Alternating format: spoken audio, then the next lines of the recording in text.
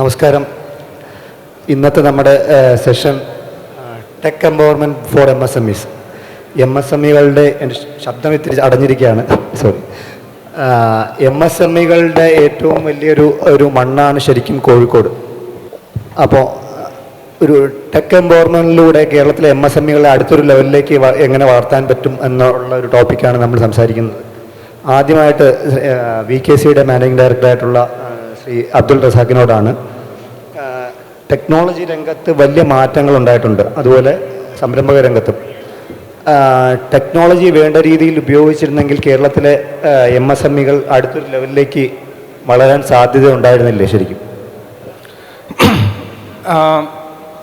Technology നമുക്കറിയാം, ഓരോ ദിവസം ചെല്ലുന്തോറും ഈ ടെക്നോളജി മാറിക്കൊണ്ടിരിക്കുകയാണ്. അപ്പം മാറുന്ന ടെക്നോളജി അല്ലെങ്കിൽ അത് അഡോപ്റ്റ് ചെയ്യാതെ നമുക്ക് മുന്നോട്ട് പോകാൻ പറ്റില്ല എന്നുള്ളത് ഒരു വാസ്തവമാണ് ഇന്നത്തെ കാലത്ത്. ഇപ്പം ഫുട്വെയർ എടുത്ത് പരിശോധിച്ചാൽ നമ്മൾ കോഴിക്കോട് ആദ്യം ഉണ്ടായിരുന്നത് ഹവായ് ചെരുപ്പ് മാത്രമായിരുന്നു. ആ ഹവായ് ചെരുപ്പിൽ നിന്ന് മാറി ഒരു സമയത്ത് ഇന്ത്യയിലുള്ള PU ചെരുപ്പ് നിർമ്മാണത്തിൻ്റെ ഏകദേശം 50% നിർമ്മിക്കുന്ന ഒരു കേന്ദ്രമായി കോഴിക്കോട് മാറി. അപ്പം ആ മാറിയത് ഈ ടെക്നോളജിയോടൊപ്പം തന്നെ അതൊരു നമ്മളെന്താ പറയുക, ഒരു സംരംഭകത്വം കൂടെ അതിൻ്റെ ഭാഗമായിട്ട് വരുമ്പോൾ മാത്രമേ നമുക്ക് ഇത് ഒന്നിച്ച് രണ്ടിൻ്റെയും കൂടെ ഒരു സമന്വയത്തിന് മാത്രമേ നമ്മൾ ഈ മുന്നോട്ട് പോകാൻ പറ്റുള്ളൂ. അത് കേരളം അഡോപ്റ്റ് ചെയ്തോന്ന് ചോദിച്ചാൽ കേരളം നന്നായിട്ട് അഡോപ്റ്റ് ചെയ്തിട്ടുണ്ട്. പക്ഷെ കേരളത്തിൻ്റെതായിട്ടുള്ള ചില ഡ്രോബാക്സ് കേരളത്തിനുണ്ട്. ഇപ്പോൾ ഉദാഹരണത്തിന് സ്പേസ്. ഇപ്പം നമുക്ക് മറ്റുള്ള സ്ഥലങ്ങളിൽ പോലെ ഇപ്പം ഞാൻ കഴിഞ്ഞ മീറ്റിങ്ങിൽ പറയുന്നത്, ഒരു തമിഴ്നാട്ടിൽ ഒരു ഫുട്വെയർ കമ്പനി വന്നിരിക്കുന്നത് 500 ഏക്കറിലാണ്. 500 ഏക്കറിൽ അവർ ജോലി കൊടുക്കാൻ പോകുന്നത് 50,000 പേർക്കാണ്. കേരളത്തിനെ സംബന്ധിച്ചിടത്തോളം നമുക്കത് ചിന്തിക്കാൻ പോലും പറ്റില്ല. കാരണം നമ്മളൊരു പ്രൈവറ്റ് ഇൻഡസ്ട്രിയൽ എസ്റ്റേറ്റ് ഉണ്ടാക്കാൻ വേണ്ടി 10 ഏക്കർ ഒന്നിച്ച് കിട്ടാൻ വേണ്ടി നമ്മൾ ബുദ്ധിമുട്ടുന്ന ഒരു സമയമാണ്. അപ്പം ഈ ടെക്നോളജിയോടൊപ്പം തന്നെ ആ ടെക്നോളജി കൃത്യമായിട്ട് ഉപയോഗിക്കാനും അത് ഷെയർ ചെയ്യാനും തയ്യാറാകുന്നതാണ് കുറെ കൂടെ ആ ഡെവലപ്മെൻറ്റിന് സാധ്യത. അതിൻ്റെ ഒരു ഉദാഹരണമാണ് നമ്മുടെ കോഴിക്കോടുള്ള ഒരു ഫുട്വെയർ. നമ്മൾ നേരത്തെ ഡിസ്കസ് ചെയ്ത് കോഴിക്കോടിൻ്റെ ഒരു ഫുട്വെയർ ക്ലസ്റ്റർ എന്ന് പറയുന്നത്. അപ്പം ഇന്ന് ലോകത്തിൽ ഏത് സ്ഥലത്തുണ്ടാക്കുന്ന പ്രൊഡക്റ്റിനേക്കാളും വെല്ലുന്ന രൂപത്തിലേക്കുള്ള പ്രൊഡക്റ്റ് ഉണ്ടാക്കാൻ നമുക്ക് സാധ്യമായിട്ടുണ്ട്. അപ്പം ഇനി ടെക്നോളജി അഡോപ്റ്റ് ചെയ്യാൻ നമ്മൾ തയ്യാറാണ്. അപ്പോൾ ഒപ്പം ആ സംരംഭകത്വം കൂടെ ആ ഒരു എൻ്റർപ്രണറിയൽ സ്കില്ല് അതും കൂടെ അതിൻ്റെ ഭാഗമായിട്ട് ഉപയോഗിച്ചാൽ വലിയ മാറ്റം ഇനിയും ഉണ്ടാക്കാൻ പറ്റും എന്നുള്ളതാണ് എൻ്റെ ഒരു അഭിപ്രായം. യെസ്, അത് തന്നെയാണ്. ഇന്ത്യയിലെ ഏറ്റവും വലിയ ഫുട്വെയർ കമ്പനികളിലൊന്ന എൻ്റെ മേധാവി തന്നെയാണ് ആ അഭിപ്രായം പറഞ്ഞത്. അടുത്തത് ശ്രീ ദാമോദർ അവന്നൂർ. അദ്ദേഹം ടൈക്കെയർ. I hope all the people here are Malayalis അല്ലേ, നമ്മൾ മലയാളത്തിൽ പറഞ്ഞിട്ട്. അദ്ദേഹം ടൈക്കെയറിലയുടെ സംരംഭകർക്ക് വേണ്ടിയിട്ടുള്ളൊരു സംഘടനയായ ഗ്ലോബൽ സംഘടനയായിട്ടുള്ള ടൈയുടെ കേരള ചാപ്റ്റർ പ്രസിഡൻ്റാണ്. അപ്പോൾ അദ്ദേഹം മറ്റ് സ്ഥലങ്ങളും സംസ്ഥാനങ്ങളും അല്ലെങ്കിൽ ഇന്ത്യക്ക് പുറത്തുമൊക്കെ ചെന്ന് വ്യവസായം എങ്ങനെയാണെന്ന് കണ്ടറിഞ്ഞ ആളാണ്. അപ്പോൾ കേരളത്തിലെ വ്യവസായങ്ങൾ അല്ലെങ്കിൽ MSMEകൾ ടെക്നോളജിയെ കുറേ കൂടെ പ്രയോജനപ്പെടുത്തിയിരുന്നെങ്കിൽ കൂടുതൽ valuation കിട്ടുമായിരുന്നെന്ന് പ്രതീക്ഷിക്കുന്നുണ്ടോ? Roshan, thank you the organizers for inviting me out here. ആ ചോദ്യം വളരെ സിമ്പിൾ സ്ട്രേറ്റ് ഫോർവേഡ് ആൻസറാണ്. നമ്മൾ ടെക്നോളജി എത്ര അഡോപ്റ്റ് ചെയ്യാൻ പറ്റണോ our valuation will definitely go up. അങ്ങനെ കേരളത്തിലെ MSMEs മുഴുവൻ അങ്ങനെ ചിന്തിക്കാൻ തുടങ്ങിയിട്ടില്ല. Especially the older people, they just want to go at അവരവരുടെ സ്റ്റൈലിൽ തന്നെ പോയിക്കൊണ്ടിരിക്കുക. പക്ഷേ ന്യൂ ജെൻ പലരും വാല്യുവേഷൻ ആൻഡ് സ്കെയിലിംഗ് അപ്പ് ഒക്കെ ആലോചിക്കുന്നുണ്ട്. അങ്ങനത്തെ സിറ്റുവേഷനിൽ നമ്മുടെ കമ്പനി വാല്യൂ ചെയ്യാൻ വരുന്ന ഒരു team, they look at a whole lot of things.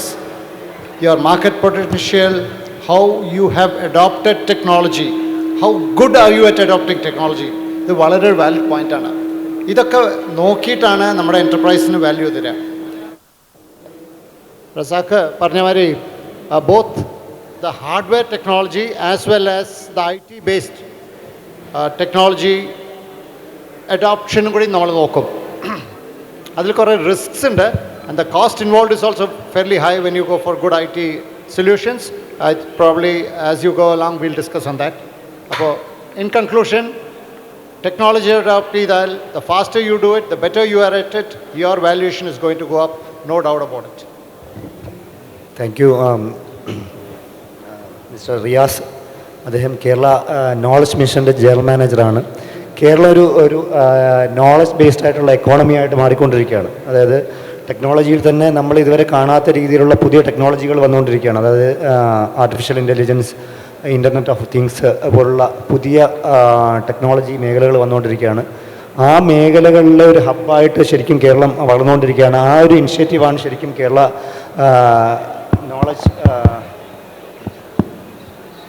Knowledge economy mission എടുക്കുന്നത്. കേരളം ഒരു നോളജ് എക്കോണമിയായിട്ട് വളരുന്നത് കേരളത്തിലെ MSMEകൾ ഏത് തരത്തിൽ ഗുണം ചെയ്യും? മൊത്തത്തിൽ ഈ നോളജ് എക്കണോമി സ്ഫിയർ എടുത്ത് നോക്കുകയാണെങ്കിൽ തന്നെ ഈ MSMEകൾ കേരളത്തിലൊരു കോൺടെക്സ്റ്റ് നോക്കുകയാണെങ്കിൽ 23 ലക്ഷത്തിലധികം പേരുണ്ട് ഇവിടെ MSME ആയിട്ട് ഗവൺമെൻറ്റിൽ രജിസ്റ്റർ ചെയ്ത്. 44 ലക്ഷം പേരോളം തൊഴിലെടുക്കുന്നുണ്ട് ഈ മേഖലയിലായിട്ട്. നേരത്തെ ദാമോദർ പറഞ്ഞ ഒരു പ്രധാനപ്പെട്ട കാര്യമുണ്ട്, അതാണ് നോളജ് എക്കണോമിയുടെ ക്രക്സ് എന്ന് ഞാൻ കരുതുന്നത്. ഈ ടെക്നോളജിയുടെ അഡോപ്ഷൻ, അതാണ് ഈ MSMEകളെ അടുത്ത ലെവലിലേക്ക് കൊണ്ടുവരിക. പക്ഷെ കേരളത്തിൽ അത് കാര്യമായ രീതിയിൽ വന്നിട്ടുള്ള എന്നുള്ള ഒരു വിമർശനമുള്ള ഒരാളാണ് ഞാൻ. നോളജ് എക്കണോമി മിഷൻ എടുക്കാൻ ശ്രമിക്കുന്ന ഒരു പ്രധാനപ്പെട്ട ദൗത്യം അത് തന്നെ. കാരണം ബിസിനസ് മോഡലുകൾ മാറുമ്പോൾ നോളജ് ബേസ്ഡ് ആയിട്ടുള്ള ഇൻഡസ്ട്രി, നേരത്തെ റസാഖ് സൂചിപ്പിക്കുകയുണ്ടായി 500 ഏക്കറുടെ കാര്യമൊക്കെ തമിഴ്നാട്ടിൽ. കേരളത്തിൽ അതിന് സാധ്യതയില്ല. ഇവിടെ വരേണ്ടത് ഇന്നൊവേഷൻ ബേസ്ഡ് ആയിട്ടുള്ള നോളജ് ബേസ്ഡ് ആയിട്ടുള്ള ഇൻഡസ്ട്രികളാണ്. ഇത് MSMEകൾ എങ്ങനെ അഡോപ്റ്റ് ചെയ്യുന്നു എന്നതിനെ ആശ്രയിച്ചിരിക്കും കേരളത്തിലെ ഇൻഡസ്ട്രിയൽ ഫ്യൂച്ചർ എന്നാണ് എനിക്ക് തോന്നുന്നത്. കേരളത്തിലെ ഇൻഡസ്ട്രിയൽ പ്ലാനിങ്ങിലെ കൃത്യമായിട്ട് പറയുന്നുണ്ട് കേരളത്തിൻ്റെ ഇൻഡസ്ട്രിയൽ ഫ്യൂച്ചർ കിടക്കുന്നത് സ്മോൾ ആൻഡ് സ്മാർട്ട് എൻ്റർപ്രൈസസിലാണ് അതിൽ കിടക്കുന്നത്. പക്ഷേ ഇത് കൊണ്ടുവരണമെങ്കിൽ ടെക്നോളജി ഇൻഫ്യൂഷനും ഇന്നൊവേഷൻ ലെഡ് ഡെവലപ്മെൻറ്റുമാണ്. നമ്മളിതുവരെ സ്വീകരിച്ചിട്ടുള്ള സമീപനം എന്ന് പറയുന്നത് ഇൻവെസ്റ്റ്മെൻറ്റ് ലെഡ് ഗ്രോത്താണ്. അതിനെ ഇന്നൊവേഷൻ ലെഡ് ഗ്രോത്ത് ആക്കി മാറ്റുന്നത് വഴി മാത്രമേ ഇത് സംഭവിക്കൂ. പക്ഷേ ഇതെങ്ങനെ സംഭവിക്കും? This is a big challenge. Kerala has more than 150 research institutions. Most of the research, 17 universities we have. And if you take any of the innovation ecosystem, that is driven by the universities and the academic institution. അവരാണ് ഈ പ്രോബ്ലത്തെ solve ചെയ്യുന്നത്. ഇങ്ങനെ ചെയ്യാൻ നമ്മുടെ വിദ്യാഭ്യാസ സ്ഥാപനങ്ങൾ, യൂണിവേഴ്സിറ്റികളും research ഇൻസ്റ്റിറ്റ്യൂഷനും, whether it is CIPET in the plastic കേസിൻ്റെ കേസിൽ ഓർ CPCRA, ഇവിടെയുള്ള ടെക്നോളജിയെ MSMEയിലേക്ക് എക്സ്പോസ് ചെയ്യുകയും അവരത് അഡോപ്റ്റ് ചെയ്യുകയും ചെയ്യുന്നതിലൂടെ കൊണ്ടുവരാൻ. ഇതാണ് സത്യത്തിൽ നോളജ് എക്കണോമി മിഷൻ്റെ പിന്നിലുള്ള ഏറ്റവും വലിയ ദൗത്യം. ഇത് തന്നെയാണ് കേരളത്തിൻ്റെ മുന്നിലേക്കുള്ള പാതയെന്നാണ് ഞാൻ കരുതുന്നത്. ഞാനിപ്പോൾ തൽക്കാലം അവിടെ നിർത്തുകയാണ്. കാരണം these are all in working in silos, whether it is in a universities or in the startups or in the MSMEs. There are a lot of innovative solutions has been proposed by the startups. But if those innovative elements have been adopted by the MSMEs or SMEs, the growth will be on a higher side. അനുബന്ധമായിട്ട് ഒരു ചോദ്യം കൂടെ ചോദിച്ചിട്ട് അടുത്ത ആളിലേക്ക് വരാം. ഇപ്പോൾ campus industrial പാർക്കുകൾ വരെയാണ്. അപ്പോൾ അത് ഇപ്പോൾ നേരത്തെ പറഞ്ഞതുപോലെ വിദ്യാഭ്യാസ സ്ഥാപനങ്ങളുടെ ഒപ്പം വളരേണ്ടതാണ്. ഇപ്പോൾ സിലിക്കൺ വാലിയിലൊക്കെ കണ്ടതും അതാണ്. അപ്പോൾ അത് ഏത് തരത്തിൽ നമ്മളുടെ ഓൺടർപ്രണർഷിപ്പ് ഡെവലപ്മെൻറ്റിന് ഹെൽപ്പ് ചെയ്യും? തീർച്ചയായിട്ടും ഇപ്പോഴും പോകുന്ന ഇന്നലെ ഞങ്ങൾ തിരുവനന്തപുരത്ത് നോളജ് എക്കണോമി മിഷൻ്റെ കീഴിൽ ഇന്ത്യയിലെ 17 ഇൻഡസ്ട്രി അസോസിയേഷനുകളും സെക്ടർ സ്കിൽ കൗൺസിലുകളും നാഷണൽ സ്കിൽ ഡെവലപ്മെൻറ്റ് കോർപ്പറേഷനും കാലിക്കറ്റ് യൂണിവേഴ്സിറ്റിയുടെ അടക്കമുള്ള 5 യൂണിവേഴ്സിറ്റികളും 40 കോളേജുകളും തമ്മിലുള്ള ഒരു ഇൻറ്ററാക്ഷൻ എന്നത് ഒരു കാര്യം വളരെ വ്യക്തമാണ്. ഇൻഡസ്ട്രിയുമായിട്ട് കോളേജുകളിലുള്ള ബന്ധം വളരെ വളരെ കുറഞ്ഞുകൊണ്ടിരിക്കുകയാണ്. ഇതിനെ മാറണമെങ്കിൽ ഇൻ്ററാക്ഷൻസ് നടക്കണം, സംസാരിക്കണം, പരസ്പരം സംസാരിക്കണം. ഇൻഡസ്ട്രി ഓൺ ക്യാമ്പസ് എന്ന് പറയുന്നതും ക്യാമ്പസ് ഇൻഡസ്ട്രി പാർക്കുകൾ എന്ന് പറയുന്നതും വൺ കോൺസ്റ്റിറ്റ്യൂട്ടി വൺ ഇൻസ്റ്റിറ്റ്യൂഷൻ എന്ന് പറയുന്നതും ഇതെല്ലാം ഇതിൻ്റെ വിവിധ ഭാഗങ്ങളായിട്ടാണ് ഗവൺമെൻറ് കണ്ടുകൊണ്ടിരിക്കുന്നത്. പക്ഷേ ഇതിൽ ചാലകശക്തിയായി വർക്ക് ചെയ്യേണ്ടത് ഇൻഡസ്ട്രി തന്നെയാണ്. ഒരു ചെറിയ മെച്ചം ഉണ്ടായിട്ടുള്ളത് ഈയിടെ കഴിഞ്ഞ 2 ആഴ്ച മുന്നേ ശ്രീധർ വെമ്പുവിൻ്റെ നേതൃത്വത്തിൽ സോഹോ കൊട്ടാരക്കരയിൽ അവിടെ സ്റ്റാർട്ട് ചെയ്തിരുന്നു. അതുപോലെ ചില കമ്പനികൾ താല്പര്യം പ്രകടിപ്പിച്ചിട്ടുണ്ട്. പക്ഷെ ഇതോടൊപ്പം നോക്കേണ്ട ഒരു കാര്യം, ഈ ഫാക്കൽറ്റിക്ക് പഠിത്തം ഒഴിച്ചിട്ട് വേറെ ഒരുപാട് പരിപാടികളുണ്ട്. Government also need to be look into those elements. Then only they will get enough time to interact with the industry and they need to learn the language of the industry. ഇപ്പോൾ ദാമോദരവന്നൂരും പിന്നെ റസാഖും പറയുന്ന ഭാഷ മനസ്സിലാക്കണമെങ്കിൽ ഒരു typical അക്കാഡമിഷ്യന് I don't think that they will understand it. They need to learn the language of academicians. This is the challenge. Yes, അത് തന്നെയാണ്. ചെറിയൊരു ഇൻപുട്ട് തരാഞ്ഞല്ല. I heard that Karnataka engineering colleges അവരുടെ സ്റ്റുഡൻസിനെ ഇവിടെ ഫീൽഡിലേക്ക് വിടുന്നുണ്ട്. ഇപ്പോൾ അഗ്രികൾച്ചേഴ്സിനെ ഞാൻ കണ്ടത് ഫെയർലി ബിഗ് പേഴ്സൺ.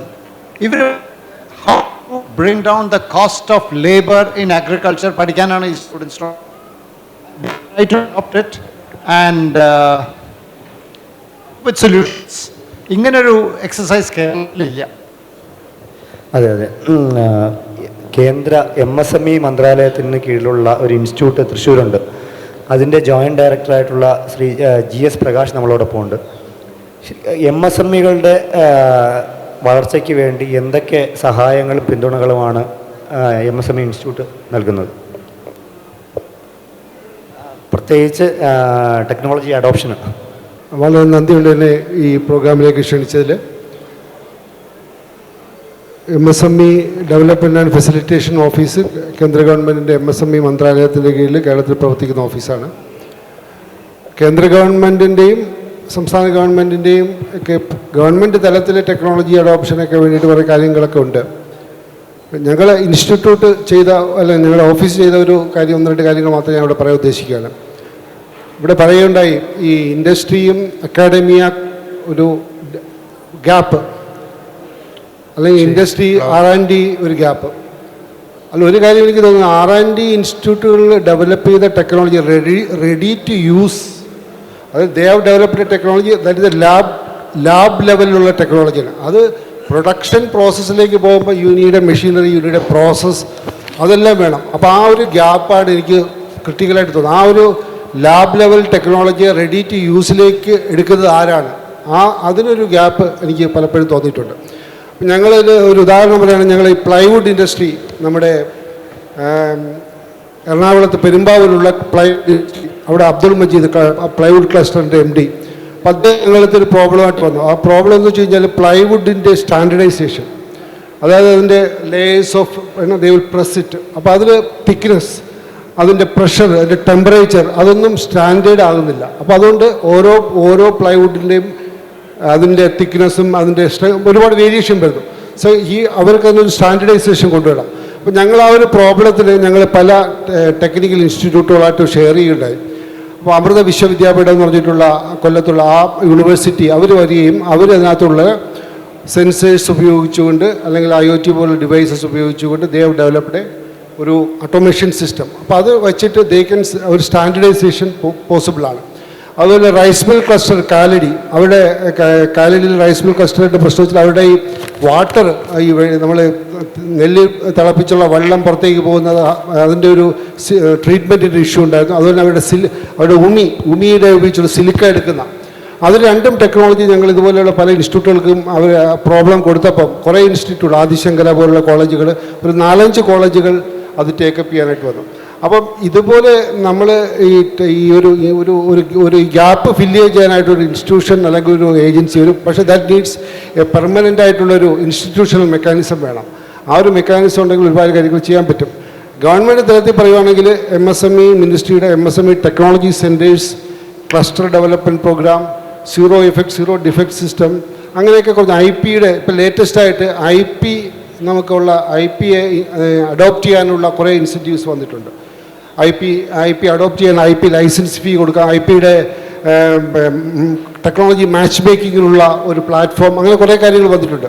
അതിനെക്കുറിച്ചൊക്കെ ഡീറ്റെയിൽ ആയിട്ട് സമയം കിട്ടിയാൽ പറയാം. ഇതൊക്കെ ഒരു പൊതുവായിട്ടുള്ള കാര്യങ്ങളാണ്. എന്തായാലും ഒരുപാട് സഹായങ്ങൾ കേന്ദ്ര സർക്കാരും സംസ്ഥാന സർക്കാരും ടെക്നോളജി ഇംപ്ലിമെൻറ്റേഷൻ നൽകുന്നുണ്ട്. അടുത്ത ശ്രീ റസാഖ്, ഇന്ത്യയിലെ ഏറ്റവും വലിയ ഫുട്വെയർ കമ്പനികളിലൊന്നായിട്ട് വളർന്നൊരു കമ്പനിയാണ് കേരളത്തിൽ നിന്നുള്ള അല്ലെങ്കിൽ കോഴിക്കോട് നിന്നുള്ള VKC. VKCയുടെ വളർച്ചയിലെ ഒരു ടേണിംഗ് പോയിന്റ് ആയിട്ടുള്ള ഒരു ടെക്നോളജി ഇംപ്ലിമെൻറ്റേഷൻ എന്താണെന്നൊന്ന് പറയാമോ? ഞാൻ പിന്നെ ഇതിൻ്റെ ഒരു കണ്ടിന്യൂഷൻ ആയിട്ട് പറയുമ്പോൾ കുറച്ചും കൂടി എളുപ്പത്തിൽ മനസ്സിലാവും. ഇപ്പോൾ നേരത്തെ നമ്മൾ ഡിസ്കസ് ചെയ്തപ്പോൾ ഒരു സ്ഥാപനം, ഇപ്പം നമുക്കറിയാം, നമ്മൾ പലപ്പോഴും ഈ നമ്മുടെ ഒരു രീതി അല്ലെങ്കിൽ മലബാറിലൊരു പ്രത്യേകത എന്ന് പറയുന്നത് പരമ്പരാഗതമായിട്ട് ഈ ബിസിനസ് രംഗത്തേക്ക് വരുന്ന ആളുകളാണ് കൂടുതലായിട്ടും ഈ എൻ്റർപ്രണേഴ്സ് ആയിട്ടുള്ളത്. അതിൽ ഒരു വിഭാഗം നോക്കിക്കഴിഞ്ഞാൽ അവർ എന്താണോ തുടങ്ങിയത് ആ രൂപത്തിൽ തന്നെ കണ്ടിന്യൂ ചെയ്ത് ആ കംഫർട്ട് ലെവലിൽ നിന്ന് മാറാതെ മുന്നോട്ട് പോകുന്ന ഒരു സ്ഥിതി ഒരു വശത്തുണ്ട്.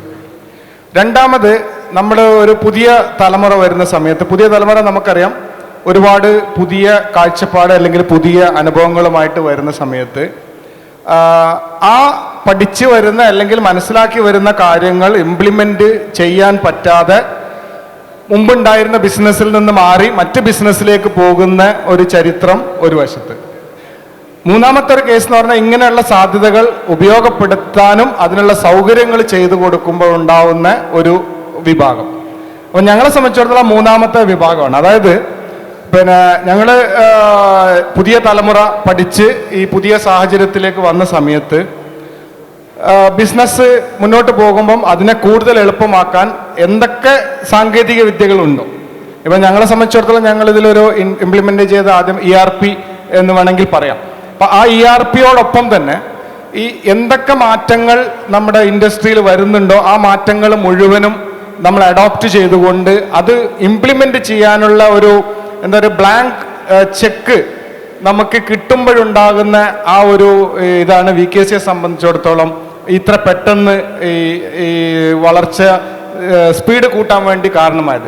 സാധാരണഗതിയിൽ നമുക്കറിയാം, നമ്മളിപ്പോൾ ഒരു പഴയ തലമുറയിൽപ്പെട്ട ആൾ, അവർ പഠിച്ചു വെച്ച ഒരുപാട് കാര്യങ്ങളുണ്ട്, അതാണ് ശരി, അത് തന്നെയാണ് ശരി, ഒരു മാറ്റം ഉണ്ടാവില്ല എന്നുള്ള ഇതൊക്കെ ഞാൻ ഇത്ര കൊല്ലായി ശ്രമിച്ചുകൊണ്ടിരിക്കുന്ന ഒരു ചെരുപ്പ് കടയിൽ ഒരു പലചരക്ക് കട ആണെങ്കിൽ പോലും ഇത് ഞാൻ 10-30 കൊല്ലമായിട്ട് ചെയ്തുകൊണ്ടിരിക്കുകയാണ്, നല്ല ഉഷാറായിട്ട് ഞാൻ ചെയ്യുന്നുണ്ട്, അതുകൊണ്ട് കാര്യമായിട്ട് മാറ്റമൊന്നും വേണ്ട എന്ന് ചിന്തിക്കുന്ന ഒരു തലമുറയിൽ നിന്ന് അതെല്ലാം മാറി ഇതൊരു പുതിയ രൂപത്തിലേക്ക് പോയെങ്കിൽ മാത്രമേ നമുക്ക് പുതിയ തലമുറയെ അട്രാക്ട് ചെയ്യാൻ പറ്റുള്ളൂ എന്നുള്ളൊരു ചിന്തയിലേക്ക് വരുമ്പോൾ അതോടൊപ്പം ഈ ടെക്നോളജി അഡോപ്ഷൻ കൂടി ആകുമ്പം ഇതിൻ്റെ മാറ്റം വരും. അതിൻ്റെ ഒരു ചെറിയ കഥയും കൂടെ പറയാം. നമ്മളൊരു ചെരുപ്പുമായിട്ട് ബന്ധപ്പെട്ട കഥ പറയുമ്പോൾ പറയാൻ എളുപ്പമാണ്. അതായത് ആ മാറ്റം, അതായത് ഒരു റീറ്റെയിൽ ചെരുപ്പ് കച്ചവടക്കാരുണ്ടായിരുന്നു. അദ്ദേഹം ഒരു വർഷങ്ങളായിട്ട് 10-40 വർഷമായിട്ട് ചെരുപ്പ് കട നടത്തിക്കൊണ്ടിരിക്കുകയാണ്. അപ്പോൾ ആ നടത്തിക്കൊണ്ടിരിക്കുന്ന കടയിൽ അദ്ദേഹം ഒരിക്കലും മാറി നിൽക്കില്ല. കാരണം അദ്ദേഹം മാറി നിന്നാൽ അതവിടെ ഒന്നും നടക്കില്ല എന്നുള്ളതാണ് അദ്ദേഹത്തിൻ്റെ ഒരു കാഴ്ചപ്പാട്. അപ്പോൾ ഒരു ദിവസം അദ്ദേഹത്തിന് അത്യാവശ്യമായിട്ട് കടയിൽ നിന്ന് മാറി നിൽക്കേണ്ടി വന്നു. അദ്ദേഹം ഗ്രാജുവേറ്റ് ആയിട്ടുള്ള മകൻ കൂടേണ്ട മകനോട് പറഞ്ഞു, ഇന്നൊരു ദിവസം കട നോക്ക്, ഞാൻ ഇത്ര സമയം കൊണ്ട് വരാമെന്ന് പറഞ്ഞു. അങ്ങനെ അദ്ദേഹം തിരിച്ചു വന്ന സമയത്ത് എന്തൊക്കെ ഉണ്ടെന്ന് ചോദിച്ചു. അപ്പോൾ ഒരു കസ്റ്റമർ വന്നിരുന്നു. അപ്പോൾ അദ്ദേഹം ഒരു ചെരുപ്പ് വാങ്ങിച്ചു, പക്ഷേ 100 രൂപ ബാക്കി തരാനുണ്ട്, അദ്ദേഹം നാളെ വന്ന് തരാമെന്ന് പറഞ്ഞു. അതോട് കൂടിയിട്ട് പിതാവിൻ്റെ ആകെ ലെവല് മാറി. അദ്ദേഹം പറഞ്ഞു, ഈ ഒരു പരിചയമില്ലാത്ത ആൾക്ക് നീ എങ്ങനെയാണ് 100 രൂപ കൊടുക്കുന്നത്, 100 രൂപ അദ്ദേഹം വന്നിട്ടില്ലെങ്കിൽ നിനക്ക് ആളറിയോ, അങ്ങനെ ഒരുപാട് ചോദ്യങ്ങളായി. അപ്പം ഇദ്ദേഹം പറഞ്ഞു അദ്ദേഹം നാളെ വരും, അതെനിക്ക് യാതൊരു സംശയമില്ല എന്ന് പറഞ്ഞു. അപ്പം പിതാവിനാകെ ആശ്ചര്യമായി. അപ്പം നെക്സ്റ്റ് ഡേ വന്നപ്പോൾ അദ്ദേഹം ചെരുപ്പുമായിട്ട് വന്നു. അങ്ങനെ തിരിച്ച് ചെരുപ്പുമായിട്ട് വന്ന് 100 രൂപ കൊടുത്തു. അപ്പോൾ അതിൻ്റെ കൂടെ പറഞ്ഞു, ഇത് രണ്ടും ഒരേ കാലാണ്, എനിക്ക് മറ്റേ കാലം മാറിപ്പോയിട്ടുണ്ട് എന്ന് പറഞ്ഞു. അപ്പോൾ കുറച്ച് കഴിഞ്ഞ് ആൾ പോയപ്പോൾ മകൻ പറഞ്ഞു, അത് ഞാൻ മാറ്റിക്കൊടുത്തതാണ്, അത് നാളെ അദ്ദേഹം വരാൻ വേണ്ടി എന്ന് പറഞ്ഞു. അപ്പോൾ അതാണ് ഇന്നത്തെ പുതിയ തലമുറേൻ്റെ കാഴ്ചപ്പാട്. അവർക്ക് ഐഡിയകളുണ്ട്, അത് ഇംപ്ലിമെൻ്റ് ചെയ്യാനുള്ള സാഹചര്യം നമ്മൾ ഉണ്ടാക്കി കൊടുക്കുക. അതേപോലെയാണ് നമുക്ക് ആ സാഹചര്യം ഉണ്ടായി, അത് ഇംപ്ലിമെൻ്റ് ചെയ്യാൻ പറ്റി, അതിൽ കൂടി വലിയ രൂപത്തിലേക്ക് വളരാൻ സാധിച്ചു എന്നാണ് പറയാനുള്ളത്. അനുബന്ധമായിട്ട് ഒരു ചോദ്യം കൂടെ, അതായത് കേരളത്തിലെ MSMEകൾ അല്ലെങ്കിൽ വ്യവസായങ്ങൾ പലതും കുടുംബ ബിസിനസ്സുകളാണ്. കുടുംബ ബിസിനസ്സുകൾ ഒരു പരിധിയുടെ അപ്പുറത്തേക്ക് വളരാതെ നിൽക്കുന്നതും എനിക്ക് തോന്നുന്നു ഇത് ഇത്തരം ഒരു മൈൻഡ് സെറ്റ് കൊണ്ടായിരിക്കും അല്ലേ? തീർച്ചയായിട്ടും. അതിലേക്കാളും കൂടുതലായിട്ട് ഇതിൽ നമ്മൾ ഒരു ഓവറോൾ ബിസിനസ് എടുത്ത് പരിശോധിച്ചാൽ വ്യത്യസ്തമായ കാഴ്ചപ്പാടുകളായിരിക്കും. ഇപ്പം നമ്മളത് എപ്പോഴും പറയുക, ഒരു 6ഉം 9ഉം എന്താണ് ഇത് കണ്ടു കഴിഞ്ഞാൽ 6 ഒരു സ്ഥലത്ത് നിന്ന് കാണുമ്പോൾ 9 ഒരു സ്ഥലത്ത് കാണുമ്പോൾ 6ഉമാണ്. അത് ഞാൻ എന്ത് പെർസെപ്ഷനിലാണ് അത് നോക്കുന്നത്, ആ പെർസെപ്ഷനിലായിരിക്കും അത് ശരി. പക്ഷെ മറ്റൊരാളെ സംബന്ധിച്ചിടത്തോളം അദ്ദേഹത്തിൻ്റെതായിരിക്കും ശരി. അപ്പോൾ ഈ ഒരു 6ഉം 9ഉം ഡിഫറൻസ് നമുക്ക് ഒരേ ടേബിളിൽ തീർക്കാൻ പറ്റുമെങ്കിൽ മാത്രമേ ഇത് മുന്നോട്ട് പോവുകയുള്ളൂ. അതില്ലെങ്കിൽ സ്വാഭാവികമായിട്ട് അതിൻ്റെ നമ്മുടെ ഒരു സ്റ്റഡി തന്നെ പറയുന്നത് ഇന്ത്യയിലുള്ള ബിസിനസ്സിൽ സെക്കൻഡ് ജനറേഷനിലേക്ക് പോകുന്നത് അല്ലെങ്കിൽ തേർഡ് ജനറേഷനിൽ പോകുന്നത് വെറും 4% മാത്രം എന്നുള്ളതാണ്. അപ്പോൾ ആ ഒരു ഫിഗർ നമ്മൾക്ക് ജപ്പാനിൽ മാത്രമാണ് വലിയ വ്യത്യാസമായിട്ട് കണ്ടത്. അടുത്ത കൺട്രി വരുന്നത് ജർമ്മനിയാണ്. ഒരുപാട് സ്റ്റഡി അതുമായി ബന്ധപ്പെട്ട് നടക്കുന്നുണ്ട്. പക്ഷേ എത്രത്തോളം അതിൽ എന്താ വെച്ചാൽ ആ ഒരു എന്താ പറയുക നമ്മുടെ ഒരു കാഴ്ചപ്പാടുകൾ അല്ലെങ്കിൽ ആ ഒരു ഹിസ്റ്റോറിക്കൽ ബാക്ക്ഗ്രൗണ്ട് ഇതിന് എത്രത്തോളം സപ്പോർട്ട് ചെയ്യുന്നുണ്ട്. കാരണം കഴിഞ്ഞ ഒരു മീറ്റിങ്ങിൽ ഞാൻ പറഞ്ഞത് ഏകദേശം 27 തലമുറകളായിട്ടുള്ള ബിസിനസ് ജപ്പാനിൽ ഇപ്പോഴും നടക്കുന്നുണ്ട് എന്നുള്ള ഫാമിലി ബിസിനസ് ഇപ്പോഴും ഫാമിലി ബിസിനസ്സായിട്ട് നടക്കുന്നുണ്ട്. അതുമാതിരി വേറൊരു സ്ഥലത്ത് പോയപ്പം അവിടെ ഇതിനേക്കാളും കുറച്ചും കൂടെ കൂടിയ, എനിക്ക് കറക്റ്റ് ഫിഗർ ഓർമ്മയില്ല, കഴിഞ്ഞ നമ്മുടെ ഒരു CIA-യുടെ തൃശ്ശൂർ നടന്ന ഒരു കോൺഫറൻസിൽ. അപ്പം വലിയ സ്റ്റഡിയും വലിയ ചർച്ചകളും ഇതിൽ നടക്കുന്നുണ്ട്. പക്ഷെ എപ്പോഴും ഈ വ്യത്യാസം ഇതിൽ നേരത്തെ സാറ് പറഞ്ഞ ആ കേസ് തന്നെയാണ്. അതായത് ഇംപ്ലിമെൻറ്റേഷൻ, ഇത് വേണോ, ഈ ടെക്നോളജി വേണോ, മറ്റേ വേറെ ടെക്നോളജി വേണോ എന്നുള്ള ചർച്ച വരുമ്പോൾ ഉണ്ടാകുന്ന അഭിപ്രായ വ്യത്യാസമാണ് ഇതിൽ പ്രധാനമായിട്ട് ഈ മാറ്റങ്ങൾ വരാനുള്ള സാധ്യതകൾ. ഈയിടയ്ക്ക് നമ്മുടെ ഈസ്റ്റേൺ നവാസ് മീരാനും MSA കുമാറും കൂടെ എഴുതിയൊരു പുസ്തകം വായിക്കാൻ ഇടയായിട്ടുണ്ട്.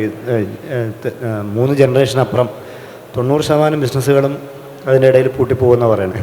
3 ജനറേഷനപ്പുറം നിന്ന ബിസിനസ്സുകളുടെ എണ്ണം 10% താഴെ മാത്രമാണ് ശരിക്കും. ശ്രീ റിയാസ്, കേരളത്തിലെ സംരംഭങ്ങൾ ഒരു പരിധിയുടെ അപ്പുറത്തേക്ക് വളരാൻ എന്തൊക്കെയാണ് ശരിക്കും ചെയ്യേണ്ടത്, പ്രത്യേകിച്ച് ടെക്നോളജിയുടെ കാര്യത്തിൽ? നമ്മുടെ MSME-യുടെ ഇതിൽ നോക്കുകയാണെങ്കിൽ തന്നെ ഇപ്പം VKC പോലെയുള്ള SME ആയിട്ട് മാറിയിട്ടുള്ള സംഗതികൾ എടുക്കുകയാണെങ്കിൽ നമുക്കത് എണ്ണിയെടുക്കാൻ പറ്റും കൃത്യമായിട്ട്. അതിനെന്താണ് അതിനെ സഹായിച്ചതെന്ന് നോക്കിയാൽ മതി. ഗ്ലോബൽ ഇപ്പോൾ SFO ആവട്ടെ, സിന്തൈറ്റ് ആവട്ടെ, ഇതാവട്ടെ, ടെൻകെയർ ആവട്ടെ, അതിലെ key ingredient I would say that there are 2 key ingredient. ഒന്ന് ടെക്നോളജിയാണ്. ന്യൂ ടെക്നോളജി അഡോപ്റ്റ് ചെയ്യാനുള്ള മൈൻഡ് സെറ്റും അതിൻ്റെ സ്പീഡുമാണ്. രണ്ടാമത്തത് ബിസിനസ് മോഡലിലും ഒരു ഇന്നോവേഷൻ കൊണ്ടുവന്നിട്ടുണ്ട്, ഓരോരുത്തരും കൊണ്ടുവന്നിട്ടുണ്ട്. അത് നോക്കിയാൽ മതി. എനിക്ക് തോന്നിയിട്ടുള്ളൊരു കാര്യം, ഈ MSME-യിൽ നിന്ന് അങ്ങോട്ട് പോകണം. MSME-യുടെ ഇവിടുത്തെ ഒരു മൈൻഡ് സെറ്റ് കൂടുതലായിട്ടുള്ളതെന്ന് പറഞ്ഞാൽ അത് സെൽഫ് എംപ്ലോയ്മെൻറ്റ് മൈൻഡ് സെറ്റാണ്. ആ ഗ്രോത്ത് മൈൻഡ് സെറ്റ് കൊണ്ടുവരുന്നതിൽ നമ്മൾ വന്നിട്ടില്ല കാര്യമായിട്ട്. ഇപ്പം ഞാൻ സ്റ്റാർട്ടപ്പ് സ്പേസിൽ വർക്ക് ചെയ്യുമ്പോൾ നോക്കിയിരുന്നൊരു കാര്യം, 5 കോടി ടേൺ ഓവറൊക്കെ ആയിക്കഴിഞ്ഞാൽ സമാധാനമായിട്ടൊന്നും ഇരിക്കുന്ന ആൾക്കാരെ കുറേ എണ്ണമുണ്ട്. പക്ഷെ അങ്ങനെയുള്ളവർക്ക് ഒരു ഗ്ലോബൽ ഇത് ഉണ്ടാക്കാൻ പറ്റില്ല. ഇദ്ദേഹം ദാമോദർ വരുന്ന പെരിന്തൽമണ്ണയിൽ നിന്നാണ്. അദ്ദേഹത്തിൻ്റെ നാട്ടുകാരൻ തന്നെയാണ് അനീഷ് 100 കോടി ടേൺ ഓവറിലേക്ക്. അത് ആ ഗ്രോത്ത് മൈൻഡ് സെറ്റാണ്. ആ മൈൻഡ് സെറ്റ് എനിക്ക് തോന്നുന്നു കേരളത്തിനകത്ത് നിൽക്കുമ്പോൾ ഒന്ന് കുറച്ച് കുറയുന്നുണ്ടോ എന്നുള്ളൊരു സംശയമുണ്ട്. പക്ഷേ having said that, innovation, technology adoption, these are all the key element to scale up the business into the global scale. അതിന് വേണ്ടത് ഇൻ്ററാക്ഷൻസ് ആണ്. ഇപ്പോൾ ഇതുപോലെയുള്ള സംഗതി, ഇപ്പോൾ കഴിഞ്ഞ തരത്തിൽ റോഷനുണ്ടായിരുന്ന പെരിന്തൽമണ്ണയിലും ഇവിടെയൊക്കെ നടക്കുന്നത് പറഞ്ഞാൽ അത് കാണിക്കുന്നത് പുതിയ ജനറേഷൻ്റെ ഇതിനോടുള്ള താല്പര്യമാണ്. പണ്ട് പലപ്പോഴും പറയുന്നൊരു സംഗതിയുണ്ട്, ഓൺട്രപ്രണർഷിപ്പിന് പോയാൽ അല്ലെങ്കിൽ എസ്പെഷ്യലി സ്റ്റാർട്ടപ്പിൽ പോയാൽ പെണ്ണ് കിട്ടില്ല. This is very, very clear. Now that scenario has changed. People have accepted. എല്ലാവരും സംസാരിച്ചു കൊണ്ടുണ്ട് ഓൺട്രപ്രണർഷിപ്പിന്, thanks to the good work of the TiE and other organization like CAFIT and Malabar chamber. ഇതിൻ്റെയൊക്കെയുള്ള again the key point would be that innovation and the technology adoption. How fast we would be able to do it, that will determine the success of the ഓൺട്രപ്രണർഷിപ്പ്. ഈ എക്സിബിഷനിലെ youth participation എനിക്ക് കൊണ്ട് അതിലേക്കുള്ള ഒരു indication ആണെന്ന് വേണം നമുക്ക് പറയാം. അതിനൊരു കാര്യം കൂടി ഉണ്ട്. നിങ്ങൾ നോക്കുകയാണെങ്കിൽ എനിക്ക് ദാമോദരം ഒക്കെ പറയേണ്ടത് കാര്യം, ഞാൻ ഈ കേരളത്തിൽ മുഴുവൻ നോക്കുമ്പോൾ മലബാറിലൊരു പുതിയ തരം കൾച്ചർ വരുന്നുണ്ട്. I strongly believe there are 2 factors which will determine the growth of the Kerala's economy. That is മലബാറിൻ്റെ ഓൺട്രപ്രണറിയൽ കൾച്ചർ, സെക്കൻഡ് വിമൻ. ഇവർ രണ്ടുപേരുമായിരിക്കും കേരളത്തിൻ്റെ ഫ്യൂച്ചർ തീരുമാനിക്കാൻ പോകുന്നത്. അതെ, മലബാറിലെ ഒരു 2-3 ആഴ്ച മുമ്പ് പെരിന്തൽമണ്ണയിൽ ഒരു പരിപാടിക്ക് പോയപ്പോഴും അവിടെയും യൂത്തിൻ്റെയും വിമൺ പാർട്ടിസിപ്പേഷൻ ഭീകരമായിരുന്നു. മാത്രമല്ല അവിടുത്തെ ഒരു മൈൻഡ് സെറ്റ് തന്നെ, ആ ഒരു സംഭവം ഇവിടെയും ശരിക്കും കാണാനുണ്ട്. നമ്മുടെ കൊച്ചിയിലും തിരുവനന്തപുരത്തുമൊക്കെ ഇല്ലാത്തൊരു വാമായിട്ടുള്ളൊരു മൈൻഡ് സെറ്റും സംഭവം ഇവിടെ ശരിക്കും കാണാനുണ്ട്. ശ്രീ ദാമോദർ, മറ്റ് സംസ്ഥാനങ്ങളെ അപേക്ഷിച്ച് കേരളത്തിന് ഏത് തരത്തിൽ മുന്നേറാൻ, വ്യവസായ രംഗത്ത് എങ്ങനെ മുന്നേറാൻ പറ്റും?